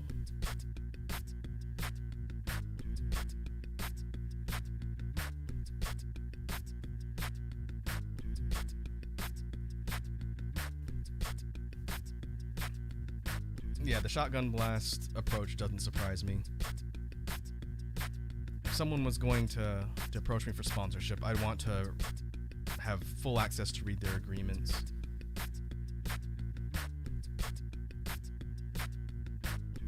What was that, Waz? You don't like me plugging your content on my stream?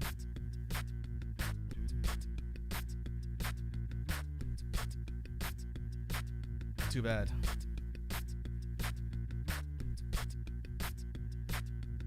All right, rank 14. We've got to beat 11. Let's see if we can avoid screwing up.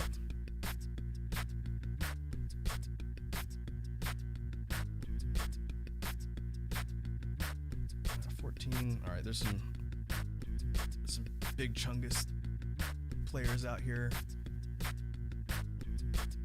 Oh, that first green one ate it. Time to swoop in. Let's get it. I tied my best too. Oh, that little guy came in there and clipped me. I got Jinx Penguin Party. We were on track to make top 10. That's definitely a bruh moment.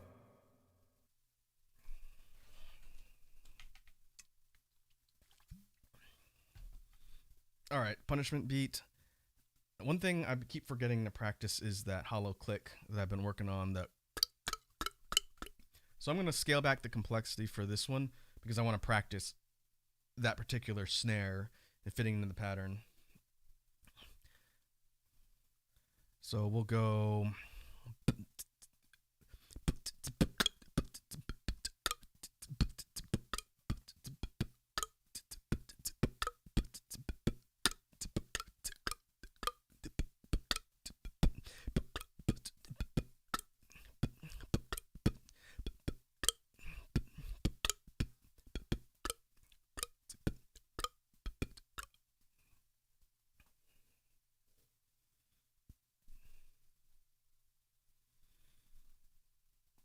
Yeah, that's right, Penguin.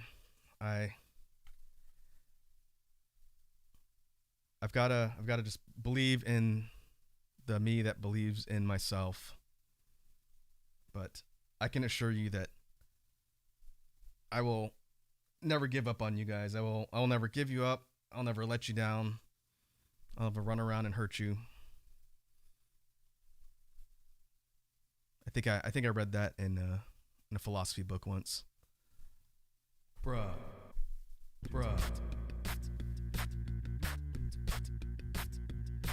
Man, that was my chance to beat my all-time. Unfortunate.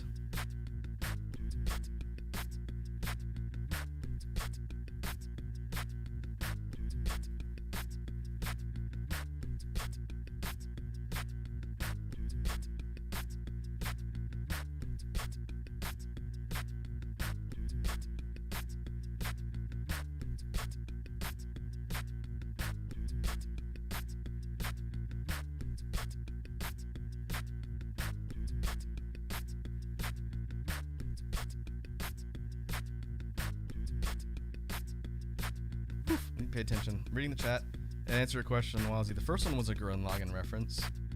The second one was not from anything specific, right?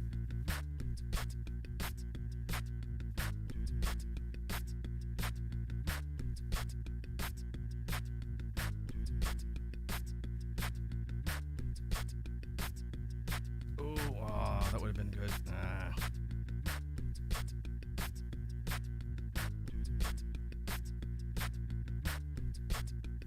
That will work. Calm down, buddy. Calm down. Hey, that one's got a Canada flag on it.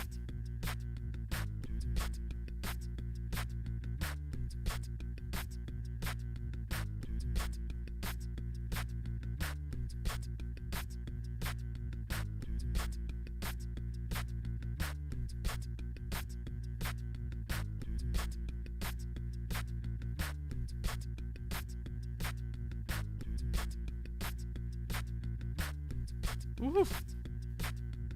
Wow. That was lucky.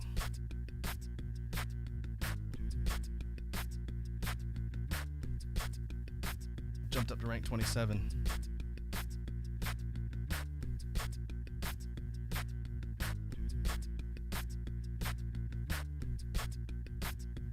But yeah, for clarification, I will not hesitate to quote Gurren Lagann. It's one of my favorite anime.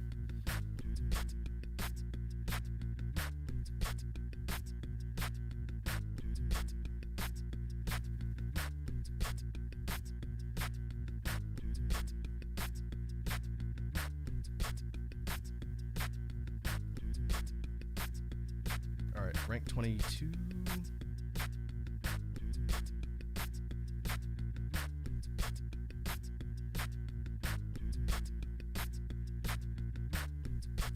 Ah, that guy was racing me. 22.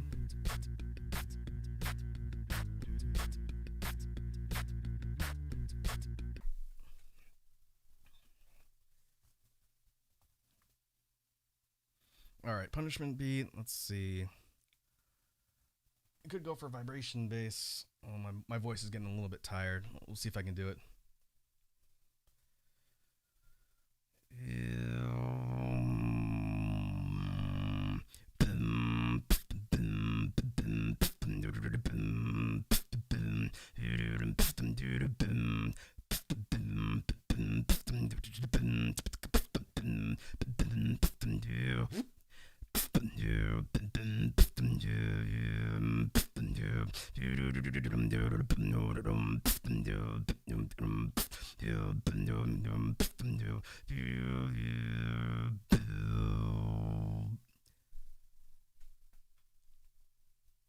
You've got good taste there, Wazzy. Gurren Lagann's classic. I'm going to go refill my water bottle real quick. I'm going to put the BGM on, and I will be back in just a minute. Bruh.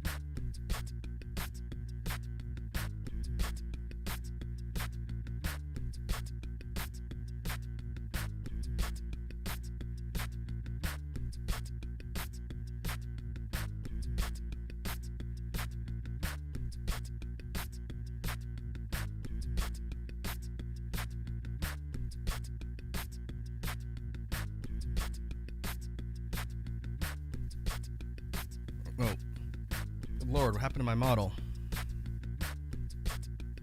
My model got decapitated when I walked away from the camera.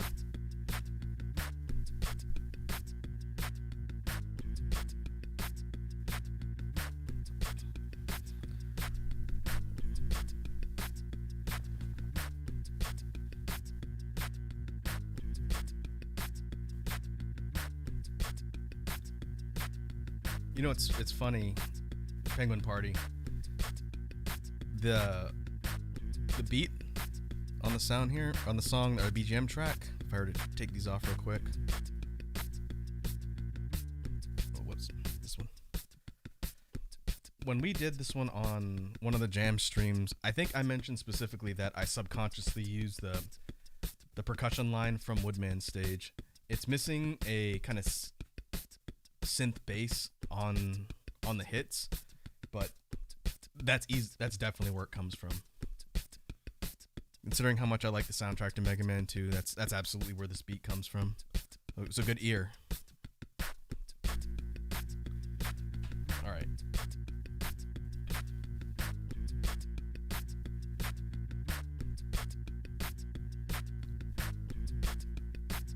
All right. Back to the grind. If I can get in top 10 this particular stream, I'll consider it mission accomplished. I've already beaten the all-time personal best, so that's good, but 21 is probably an all-time personal low, so that sucks.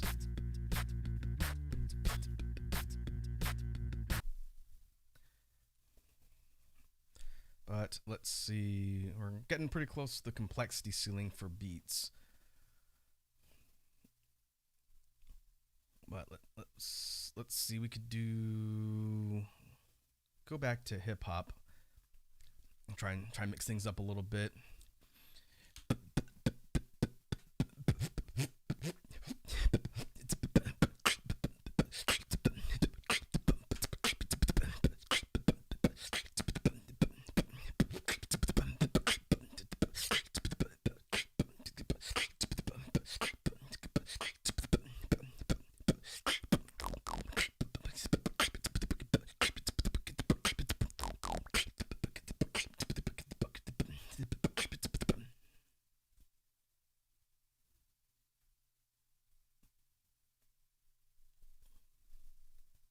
Yeah, that's pretty good, Penguin Party.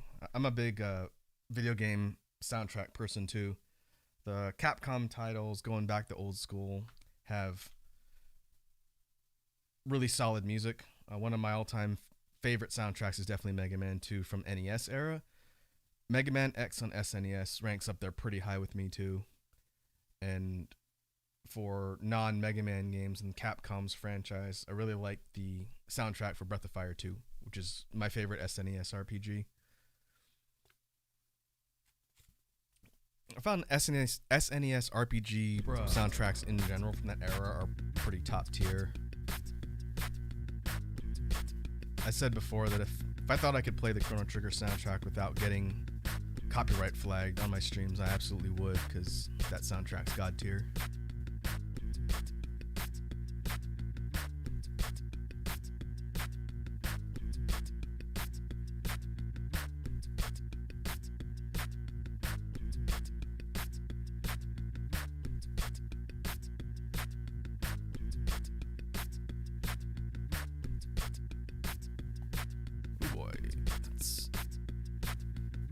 Fella.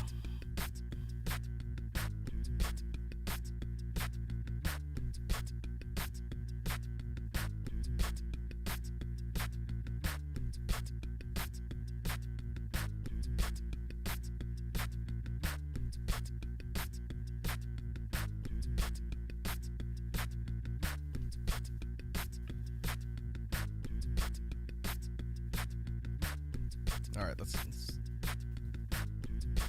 oof. I was gonna say let's get back to the middle, but not if I run face first in death.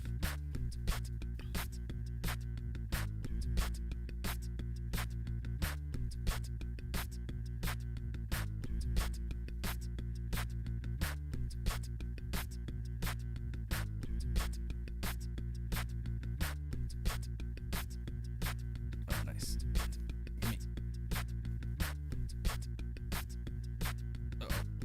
Nope.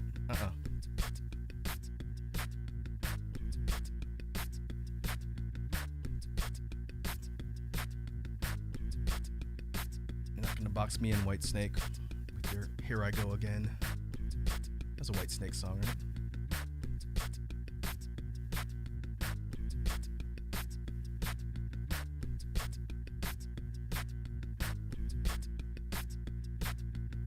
Woof.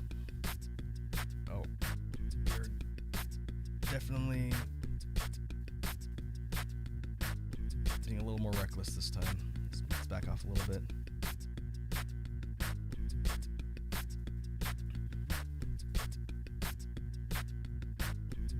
Yeah, Wazzy, the old school Nintendo, actually, the old school Mega Man games hold up pretty well. I think you might have tuned into a couple of streams when we were playing them here, but if you ever get a chance to play them on something like a virtual console or whatnot, it's worth it. Old school action platformer stuff tends to age fairly well, and like Penguin was saying, those games have good soundtracks.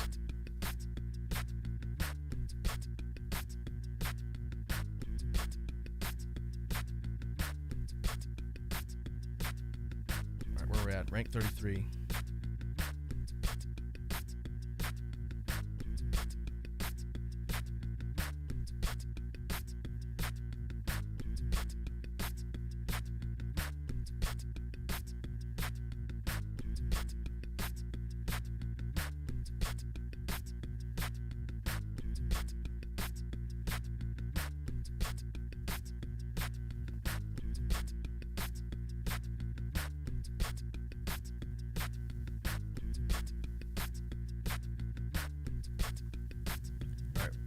Where are we, off to the left of all the action?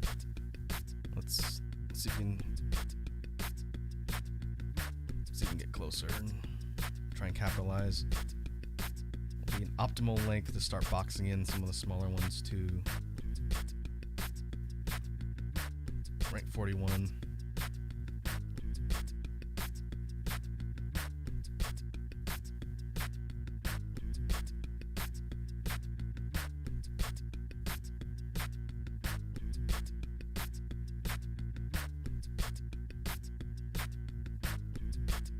Ooh,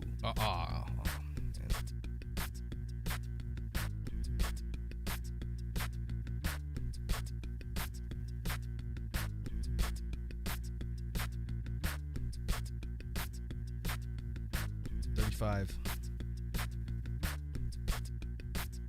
What we really need is to capitalize on a large kill.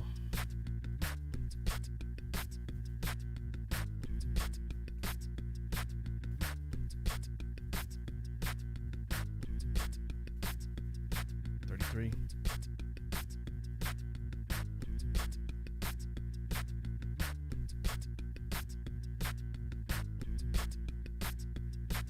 I wanted to hook back in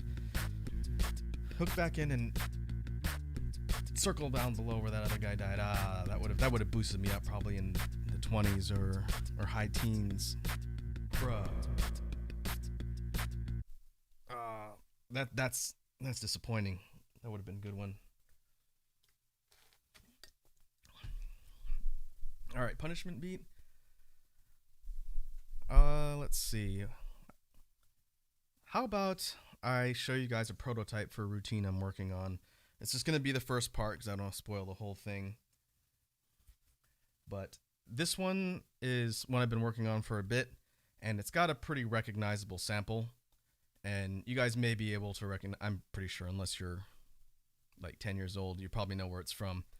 So this is the prototype for a routine I'm working on. I'm going to give you guys the first section here. Let's see.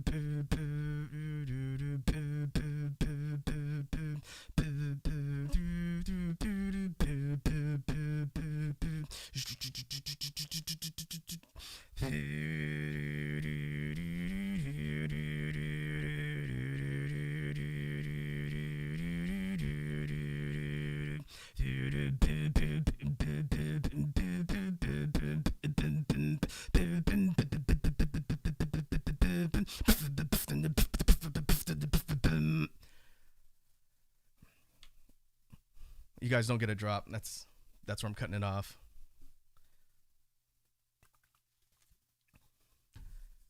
And I'm hoping when I eventually finish the rest of that one, It is legally distinct enough to keep me from getting sued.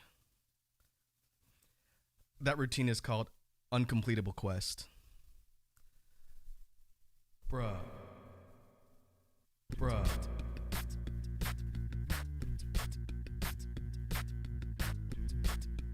Alright, 1973. It's totally not the year I was born. Alright.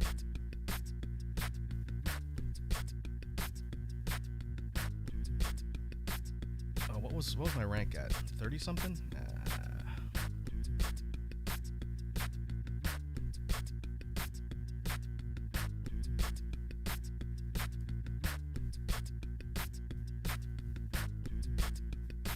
Oh boy.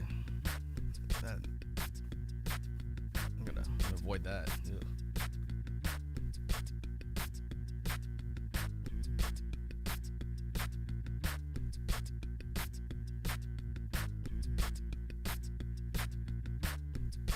Ugh.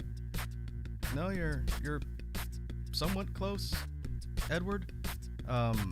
Here's your hint for where that sample came from on that routine I'm working on. Your hint is Tom Cruise.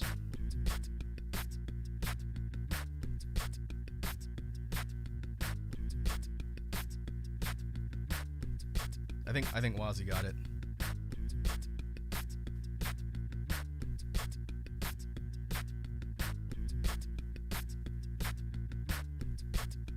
Ooh. Nice. Oh, 98? Okay. Thought that would have boosted my rank more.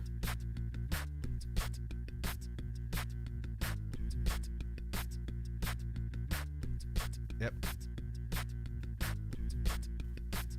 Technically, I could have said Limp Bizkit since they did sort of a remix version of the Mission Impossible theme called Take a Look Around. That was for one of the movies. But the actual Mission Impossible theme goes back to the 80s. So that's where the sample really comes from, not from something more recent.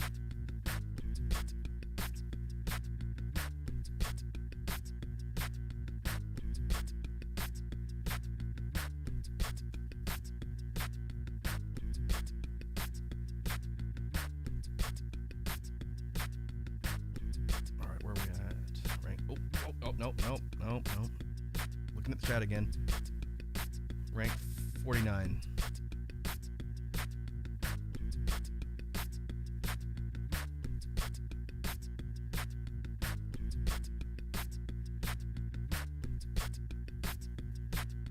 Now that's interesting, Penguin. Which game did you play? Are you talking about the one on NES or one of the more recent ones they've done based on like the Tom Cruise movies? I know nothing about the Mission Impossible video game cinematic universe at all. I've only seen like the first movie. I haven't seen any of the other ones. I just like the theme.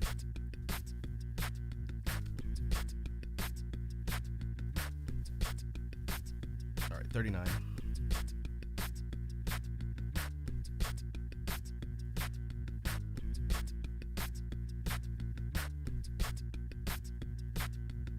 Oh, the N64 game? Oh boy. If you're talking about things on the N64, if there's any jank, it's going to be super jank on that platform.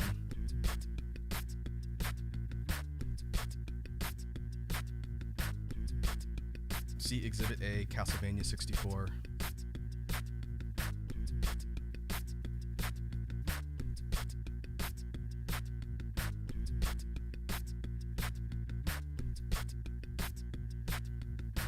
Alright, where are we? Upper right of the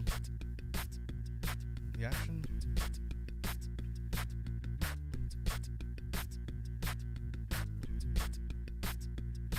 Yeah, I feel like for the 64, there's a lot of classic games on the 64, obviously, but there's a lot of games that were in that developmental transition period between old school 2 dimensions and 3-dimensional tech, that if games were janky, they were really janky on the 64. A lot of them did the transition well, like Zelda and Conquer and some other ones, but the ones that didn't do it well really didn't do it well, which is pretty interesting. I don't have a ton of experience with the Nintendo 64 library because I went from Super Nintendo way after the gen to PS2. I never owned a 64, aside from Smash. I didn't really play a lot of games on it. Smash and GoldenEye and Perfect Dark.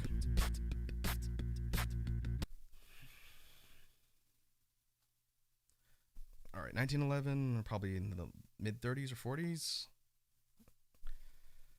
Alright, for this one, let's see. We could go back to BGM snares again. A vocalized chest bass. We go.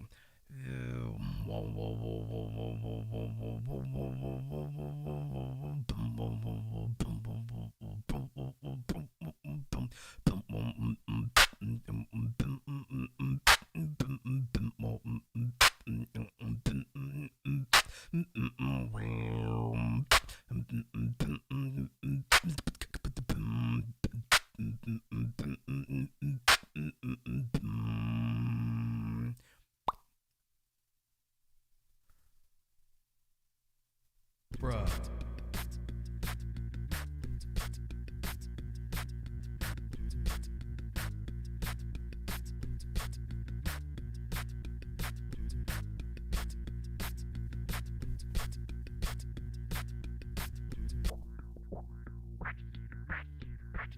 Put the filter effect on.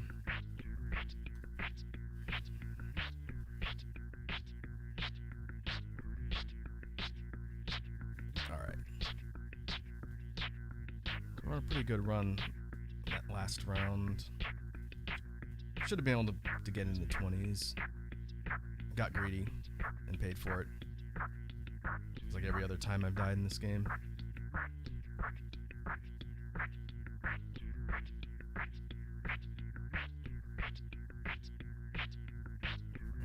Oh, whoa. Somebody ate it there. And there. Oof! I almost ate it myself. Ugh.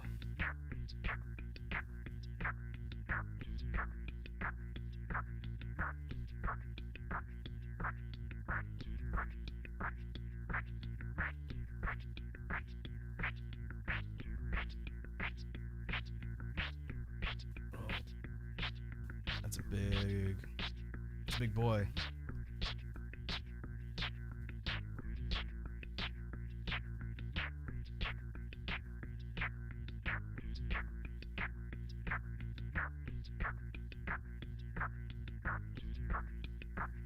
Let's see, we're still right near the middle.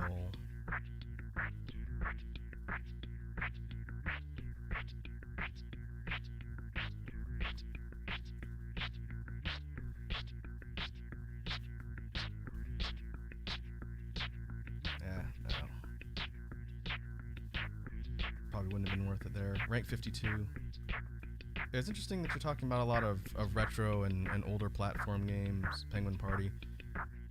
I'd say my favorite of the old school platforms is probably Super Nintendo. Oh, how am I not dead? I do want to do some work with the Super Nintendo games on stream. That'll be coming up in the future at some point. I just haven't figured out what I want to look at specifically. I think doing an RPG playthrough would be fun, but I don't think I want to have that competing with the Nocturne Let's Play going on right now. But there's some good action games. Could do Super Metroid. Wonder if I can get away with playing that and not getting copyright struck for the music in it.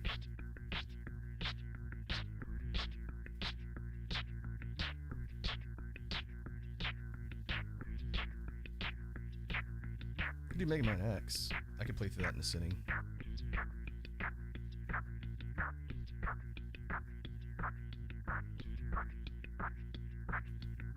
Ah, right. That's right. You said you're a fan of F-Zero. I played probably the original the most back in the old school days.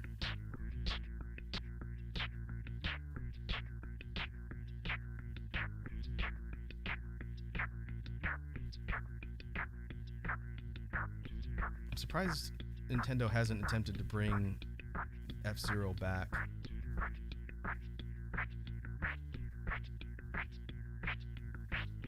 It seemed like that'd be a good title for the Switch.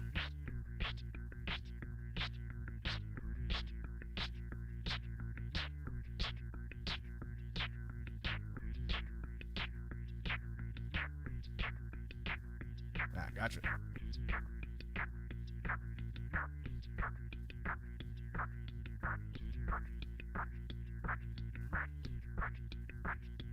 Nope, nope, nope. I'm gonna bail on that guy and not get circled in by the rainbow guy. Forget that.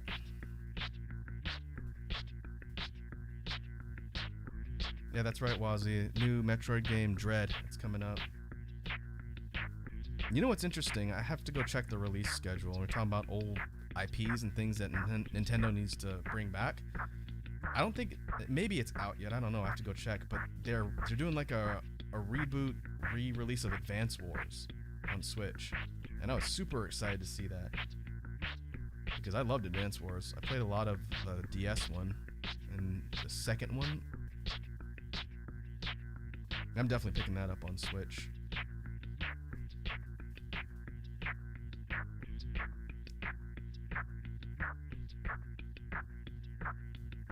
At the moment, my Switch is a dedicated Monster Hunter Stories platform. And I don't know if I'm going to finish playing that game before SMT5 comes out.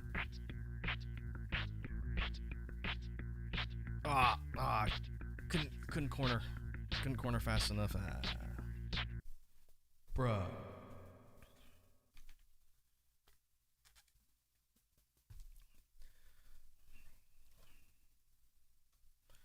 Alright, punishment beats. Could go back to drum and bass. Go for inwards Ks instead of rim shots for the beat. Use something like...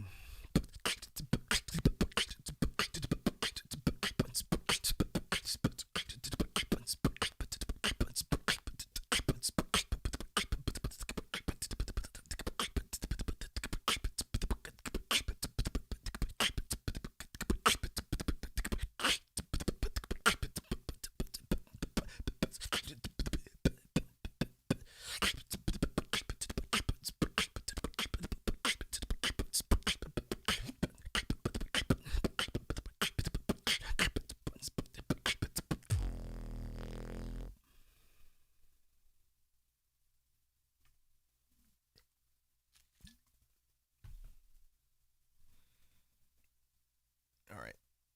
Bruh. Take filter effect off. Boyfriend Dungeon. That sounds familiar, Wazzy. I remember hearing about that one, but I don't remember too much about it. What kind of game is it? It sounds like an RPG, obviously, but is it like a roguelike? What kind of game is Boyfriend Dungeon? Dating sim? Dating roguelike? Has anybody done that?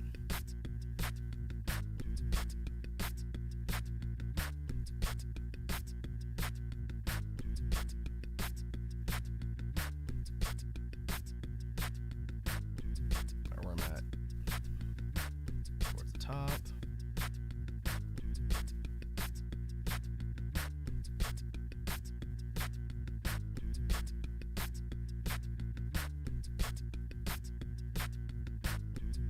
Overall, the release schedule for Switch specifically. Okay, top-down roguelike, but you date your weapons. Maybe that's the gimmick that sounds familiar. I haven't played a good roguelike in a while, mostly because I suck at them.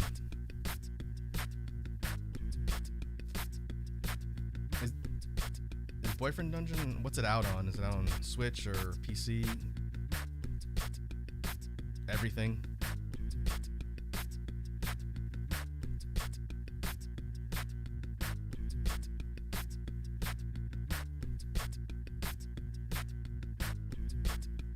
Oof.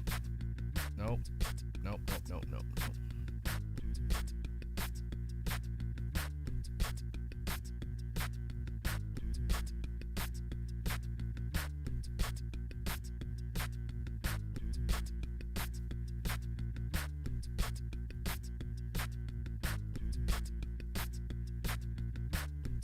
funny, the concept of dating your weapons. That sounds like something you'd see in Disgaea.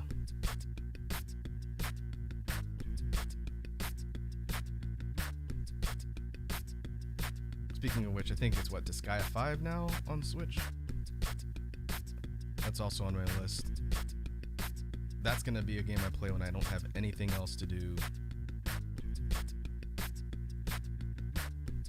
I may have to look at Boyfriend Dungeon. I wonder if that'd be a fun game to play on stream.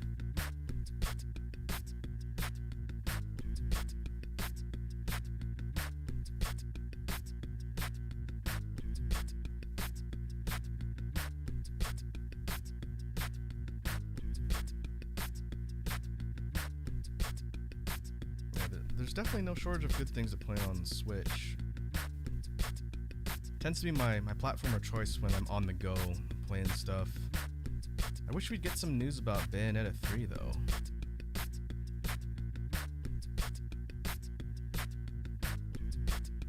Hey, Wazzy, I'm not being mean to Disgaea. I love Disgaea. That's one of my favorite RPG franchises.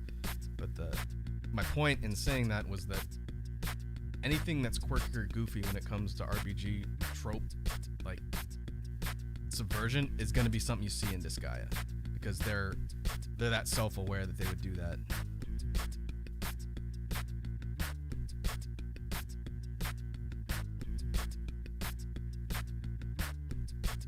I played a ton of the first Disgaea when it was released on 3DS, I think it was. And I played a ton of the second Disgaea when it was released on PSP. Meaning I'm one of the 100 people that actually owned a PSP. I've played Disgaeas 1, 2, 3, and part of 4. 4 I haven't played a lot of, maybe about 40%. Problem is, if it's on a console, like a non-mobile console, I'm less likely to spend a lot of time on it since it's harder to just, grind. But if it's on a portable console, then I will play a lot more Disgaea because I can sit there and grind item world floors while I'm, on a plane or whatnot, or too lazy to get out of bed. It's tougher to do that when it's on something like a PS4 or PS3. Yeah, those games are great. They're wacky fun.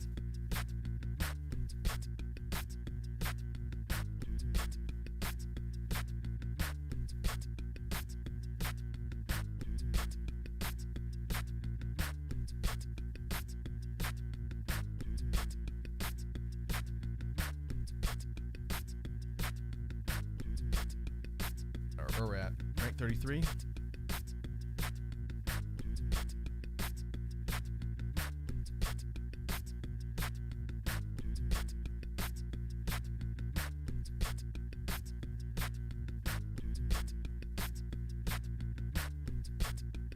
Oh boy.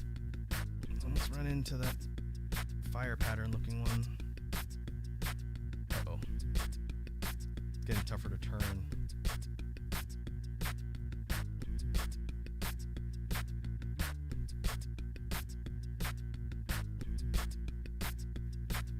Talking about this a little bit, speaking of RPGs and RPG franchises, I talked about this a little bit on the chill stream where I was ranking JRPGs, which, what was that, like 3 weeks ago now? A long time ago. But one franchise that I want to see Nintendo bring back, I don't know how they do it on Switch, but I'm sure they could figure out a way, is the Etrian Odyssey series. I played a ton of the Etrian Odyssey games on DS and 3DS. Can't remember which. I think it was original DS the first one came out on. It had to have been one of the platforms with 2 screens because you draw your own maps in that game. But those games are great. They have good music, pretty interesting gameplay, and they're brutally difficult. Like, that was around the time when other companies were saying, hey, SMT properties aren't the only ones that can be difficult. Although I think Etrian Odyssey is Atlas too. It's just a different property. Don't quote me on that. I think it's either produced by Atlas or localized by them. But yeah, those games are great, but they're brutally difficult. Not so much roguelike because the dungeons don't reset or anything, but you have to draw your own maps. It's first person, like an old school 80s era first person dungeon crawling RPG. But yeah, Etrian Odyssey is great. They should definitely bring that back for current Nintendo platforms. Or just do like a re-release collection. I would buy like 1, 2, 3, 4 in one big pack if they put them on the Switch. Found a way to do the 2 screens and maps.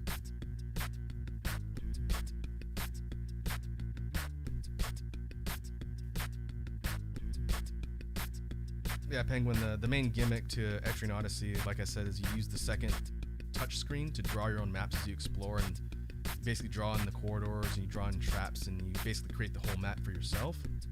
But one of the things that was pretty funny about Etrian Odyssey that a lot of people didn't know was coming was it's dungeon exploration, right? Turn-based.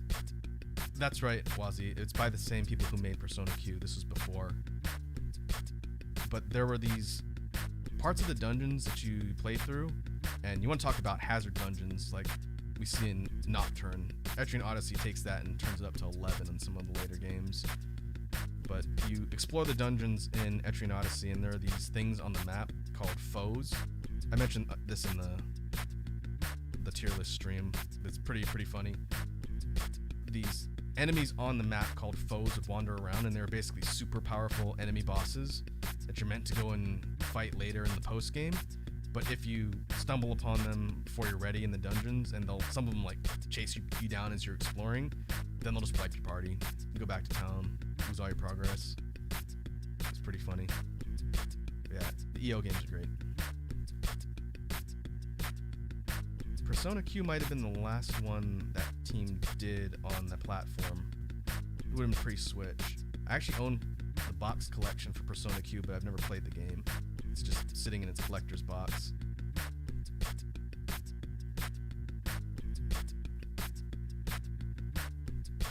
Yeah, Penguin. I'm surprised there hasn't been a Switch Punch-Out. Excitebike would be an interesting one to revive. I haven't seen anything with that for a while. And same with F-Zero. But whatever happened to that next-gen Star Fox game? Did that come out? Maybe it did. I'm not really a big Star Fox person, but I remember it being a pretty popular mainline franchise.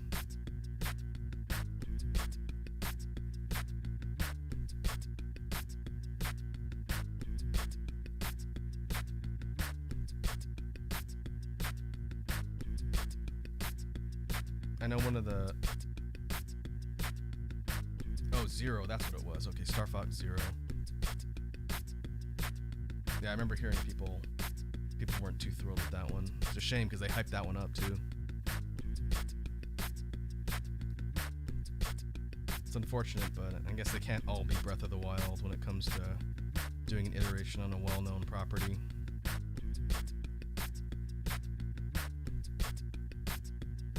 But what I was saying was on the indie, quote-unquote indie development side for titles that were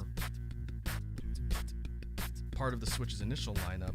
I think I've mentioned before on the NES tier list stream we did, but my favorite 8-bit Nintendo game from the NES library is Blaster Master. And it's probably not a pull people immediately think of, but it's not an obscure game. I think a lot of people have at least heard of it, but that's my favorite one from the 8-bit era, the original Blaster Master. But Blaster Master Zero was launched with the Switch's initial lineup, I think it was, because I think that's where I first played it. They've done 2 of them. Those games are a lot of fun. I've been considering playing through 1 and 2 on PC on stream, but I've already played through them before, so it's not like I would be experiencing it fresh.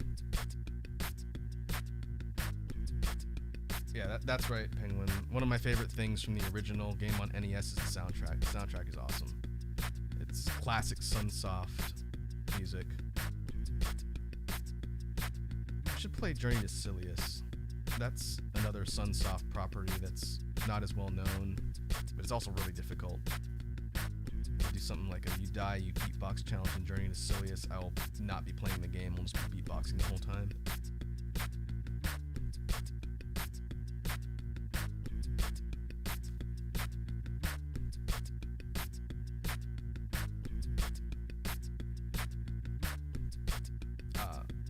favorite 8-bit game, original Mario Brothers. That's classic.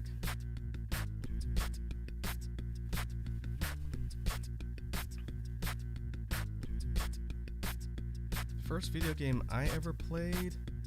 This is gonna date me really badly since I never talk about my age on these streams. But the first video game I ever played was in a video arcade on Homeworld a long time ago, and that was Galaga. That was the first video game I ever played.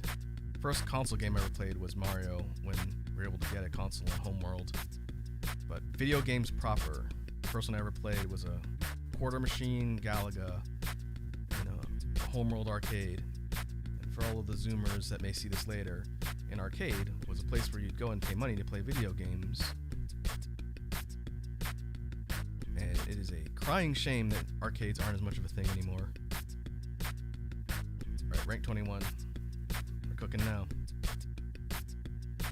I spent a lot of time in arcades as a larva on Homeworld, and also when I was in Earth School after coming to Earth here. That's where I learned how to play DDR. DDR and fighting games were a big part of my life, especially when I was in Earth School.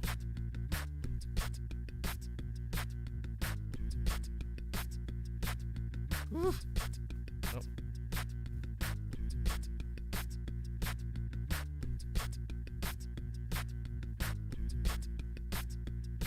Be careful when I read the chat now that I'm getting up there in rank. First arcade game was Puzzle Bobble. Is Puzzle Bobble what they called Bust-A-Move originally? The one that has the Bubble Bobble dragon characters, but you're shooting the bubbles at the top of the screen. Is that Puzzle Bobble?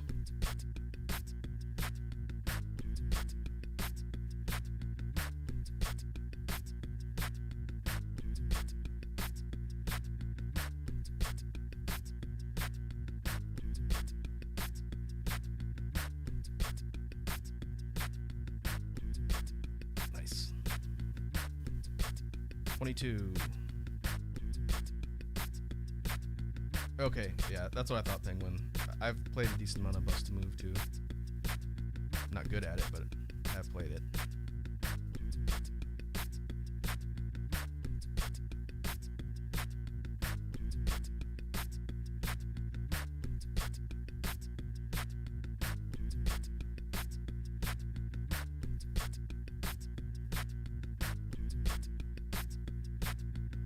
What we need is to start making some moves. Ooh.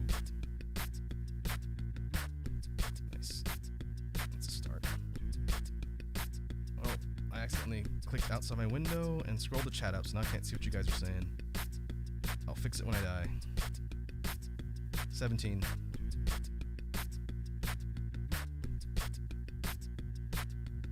Ha! Try and cut me off.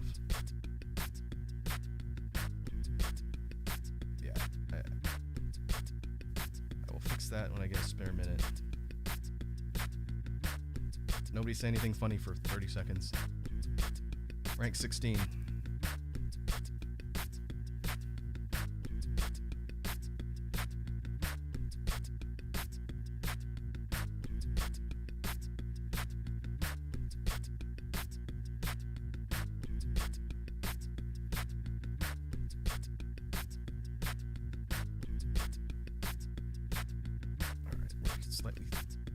Slightly south of the epicenter.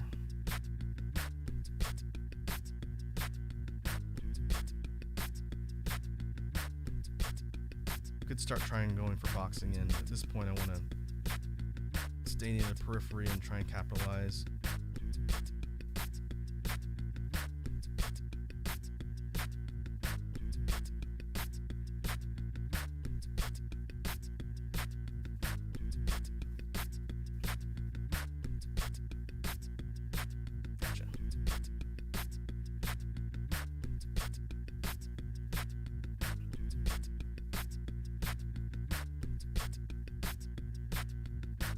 Whew.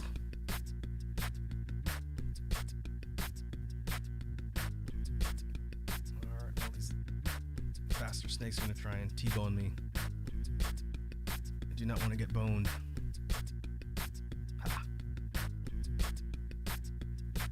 Correct. Rank 13. Ooh, wow. All right.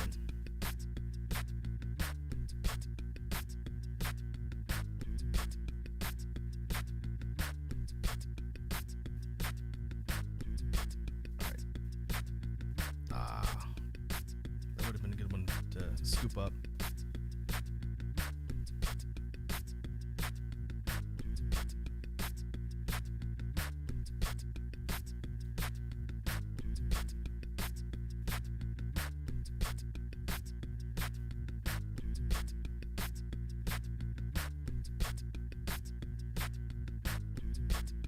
Ooh.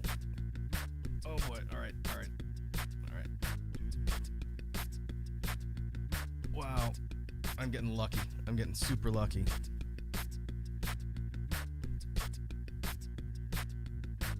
Still at rank 13 though.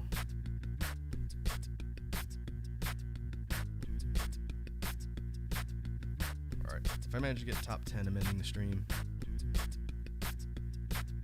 Not on this run, but I mean in general.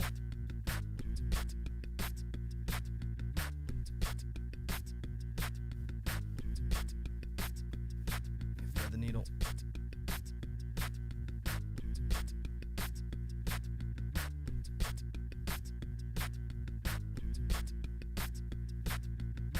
Alright, rank 8. New personal best, rank 7.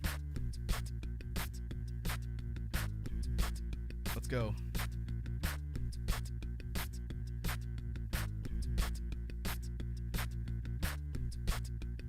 Rank 5, wow.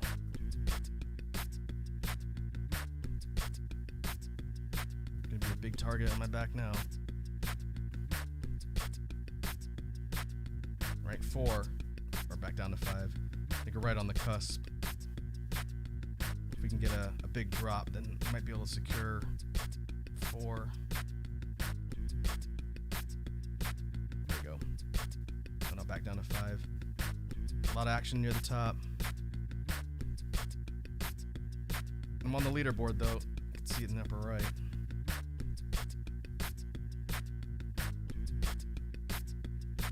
And I can't see what you guys are saying if you're putting stuff in chat because I haven't scrolled up.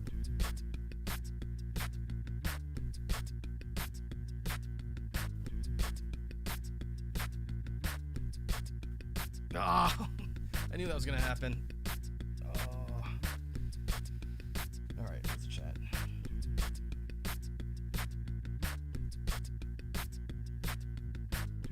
And it looks like all I missed were snake puns, courtesy of Wazzy. All right, let me update the personal bests. I really could have gotten into the top. I could have gotten to 1. Bruh.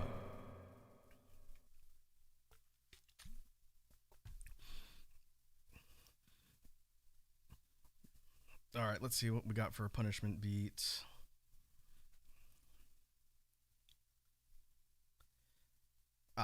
I'm gonna experiment with trumpets since I haven't done anything with my trumpet in a while.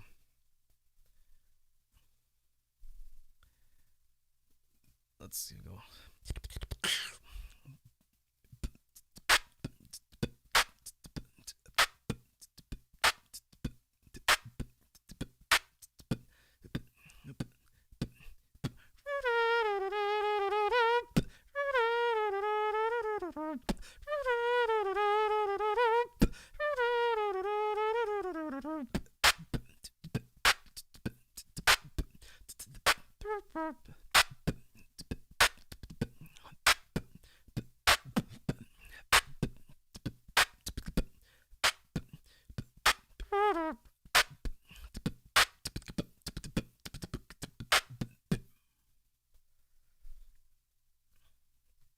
Indeed, Wazzy.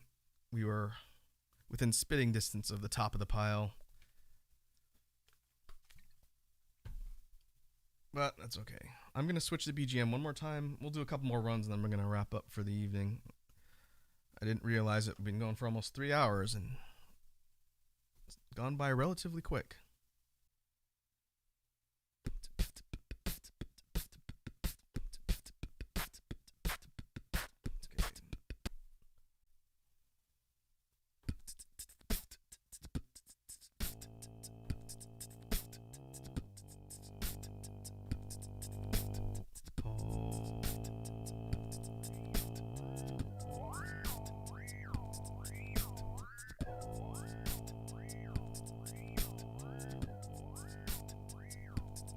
Alright, adjusting sound settings for this last one.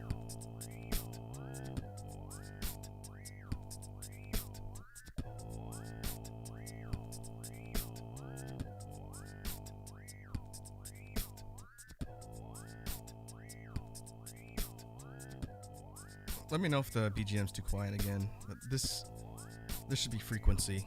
This is another one of the new batch.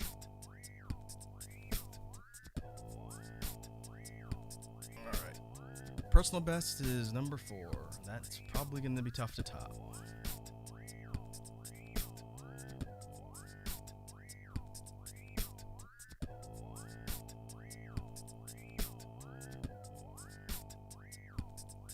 Oh, where are we? North? Alright. See if we can get further down.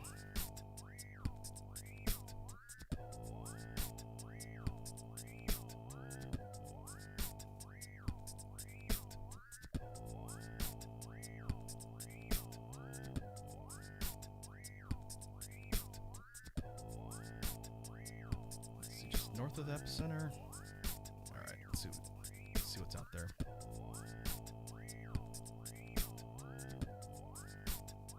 Ooh. Wow, it's a big get. It's gonna boost our rank up. 28, right off the bat.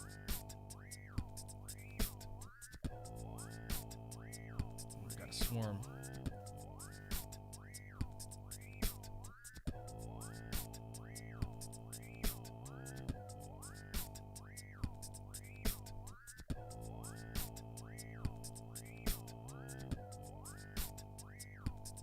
Alright, thanks Wazzy. Thanks for the confirm on the sound levels.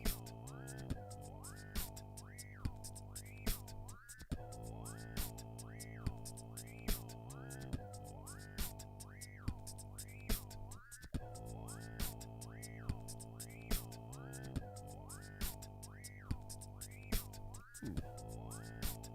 Whoa, oh, okay, moving fast. Thought I could swoop in. Almost got ended. Rank 21.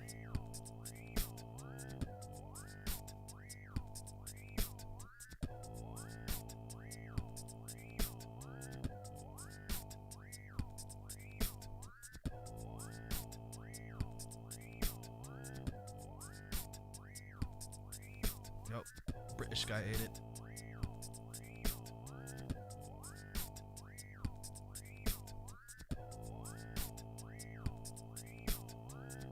Oh, really? Thought I could outmaneuver that guy. That was rank 15. Bruh.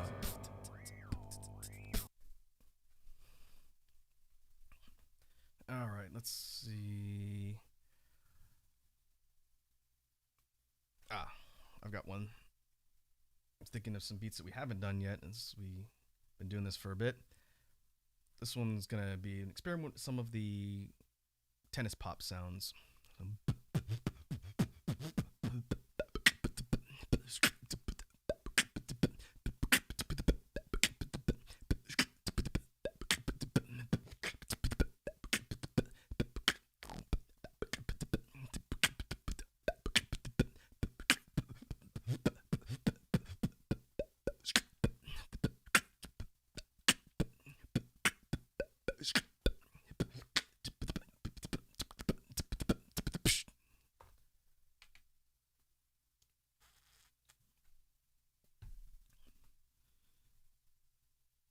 Alright. Bruh. Let's see if we can get one more good run near the top. Then we'll call it good for the stream today.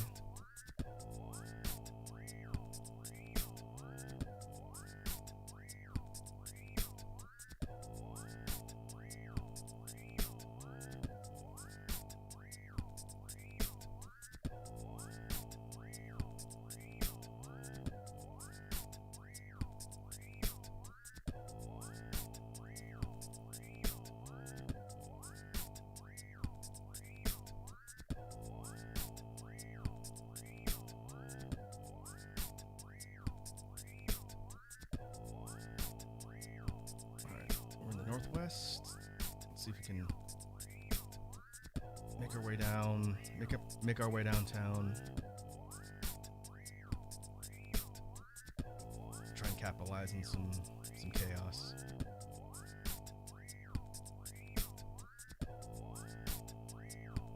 Getting a bit of stutter. It's not consistent though, and I don't think it's my connection here. Not seen any drop frames in OBS, and I haven't been all day, which is good. That means the stream shenanigans from a couple days ago were most likely an isolated case. Which is good because every opportunity I get to not talk to my ISP is good.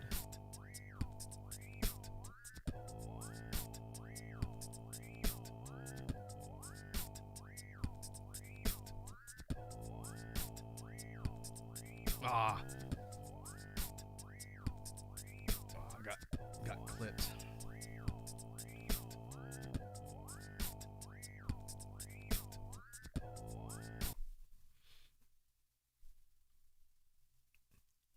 All right, let's see. We can do a shout out to one of the older tracks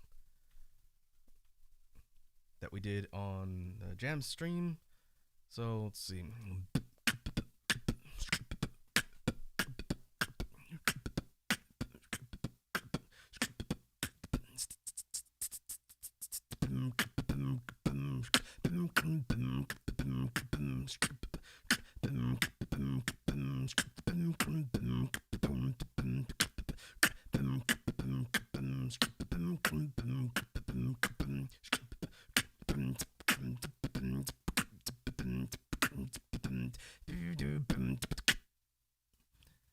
It was a slight variation on Pound the Pavement.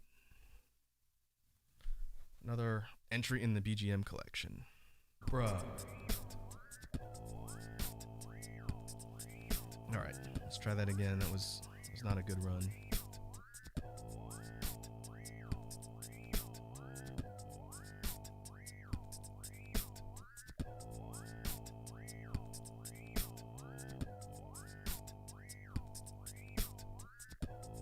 Further north.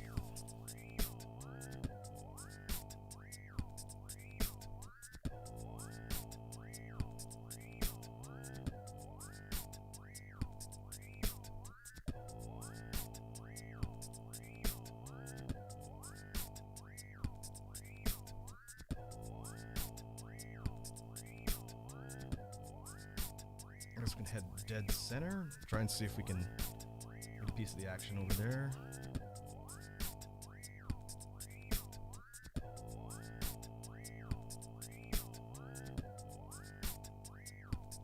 Oh, that yellow guy go.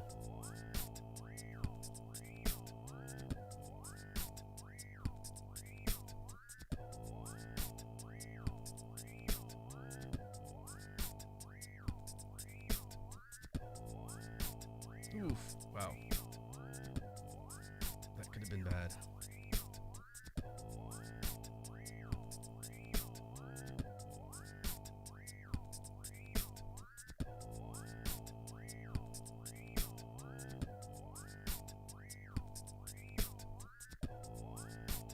Whoa, that's a big one.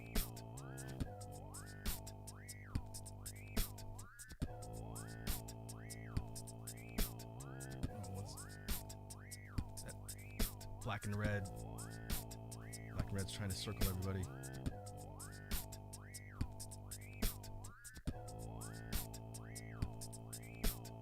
Right, 95. Oh. Blue and green snake.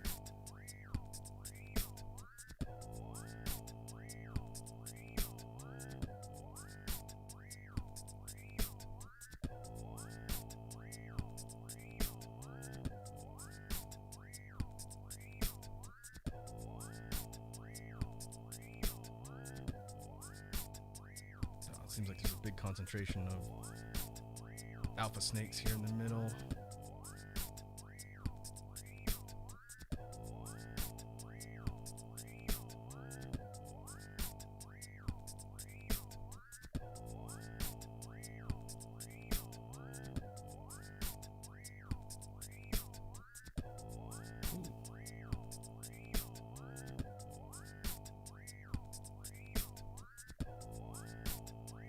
rank 34.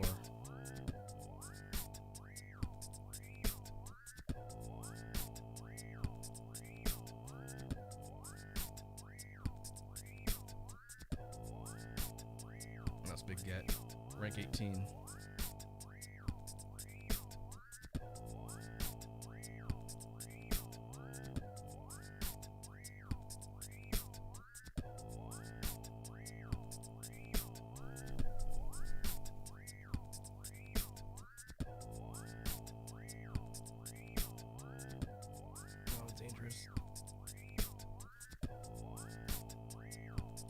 Still sitting at rank 18.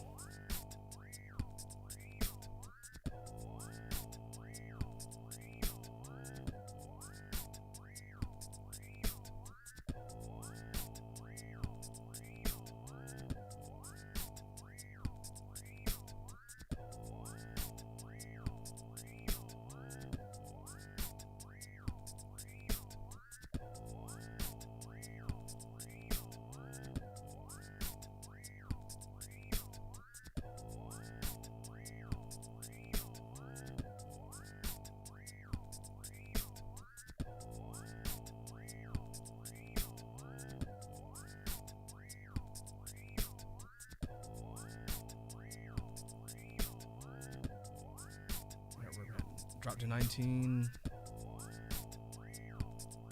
Let's see if we can make this run good. If we can get up there, then this might be our finisher run for the stream today. Oh, that would make it really good.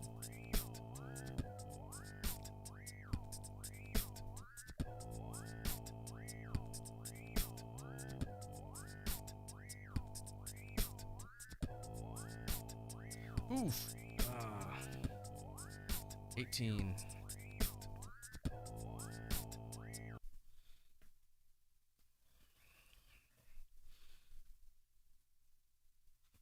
All right, let's see.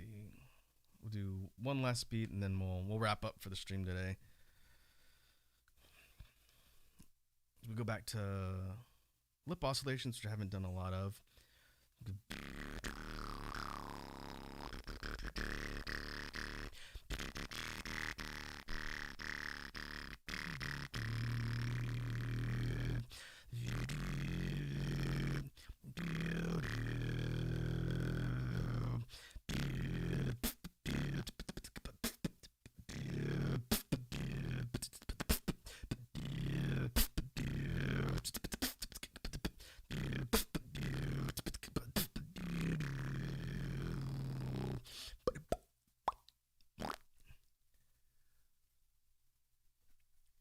Hey, Penguin Party. Thanks for tuning in, man. Thanks for stopping by, hanging out, and chatting with us. Let me put this back on as we wrap up here. Bruh. Alright. For today's stream, we established a new personal best of rank 4 in Slither.io. That's going to be difficult to top. But the quest for rank number 1 will continue. I do want to do this again. These Die You Beatbox streams are pretty fun and a pretty good challenge for freestyling. I don't want to make them a super common occurrence and get kind of in a rut, so maybe once a month or so as I kind of space things out in content, but we'll see. They're pretty fun and might be able to glean some things for the BGM ideas as well. I may convert the first one that we were playing when we started up into a track for the Stream Sounds collection, but I think that'll do it for now. Once again, thanks to everybody who hung out today. We will get back together in the near future, so I will catch all you folks later. Have a good evening.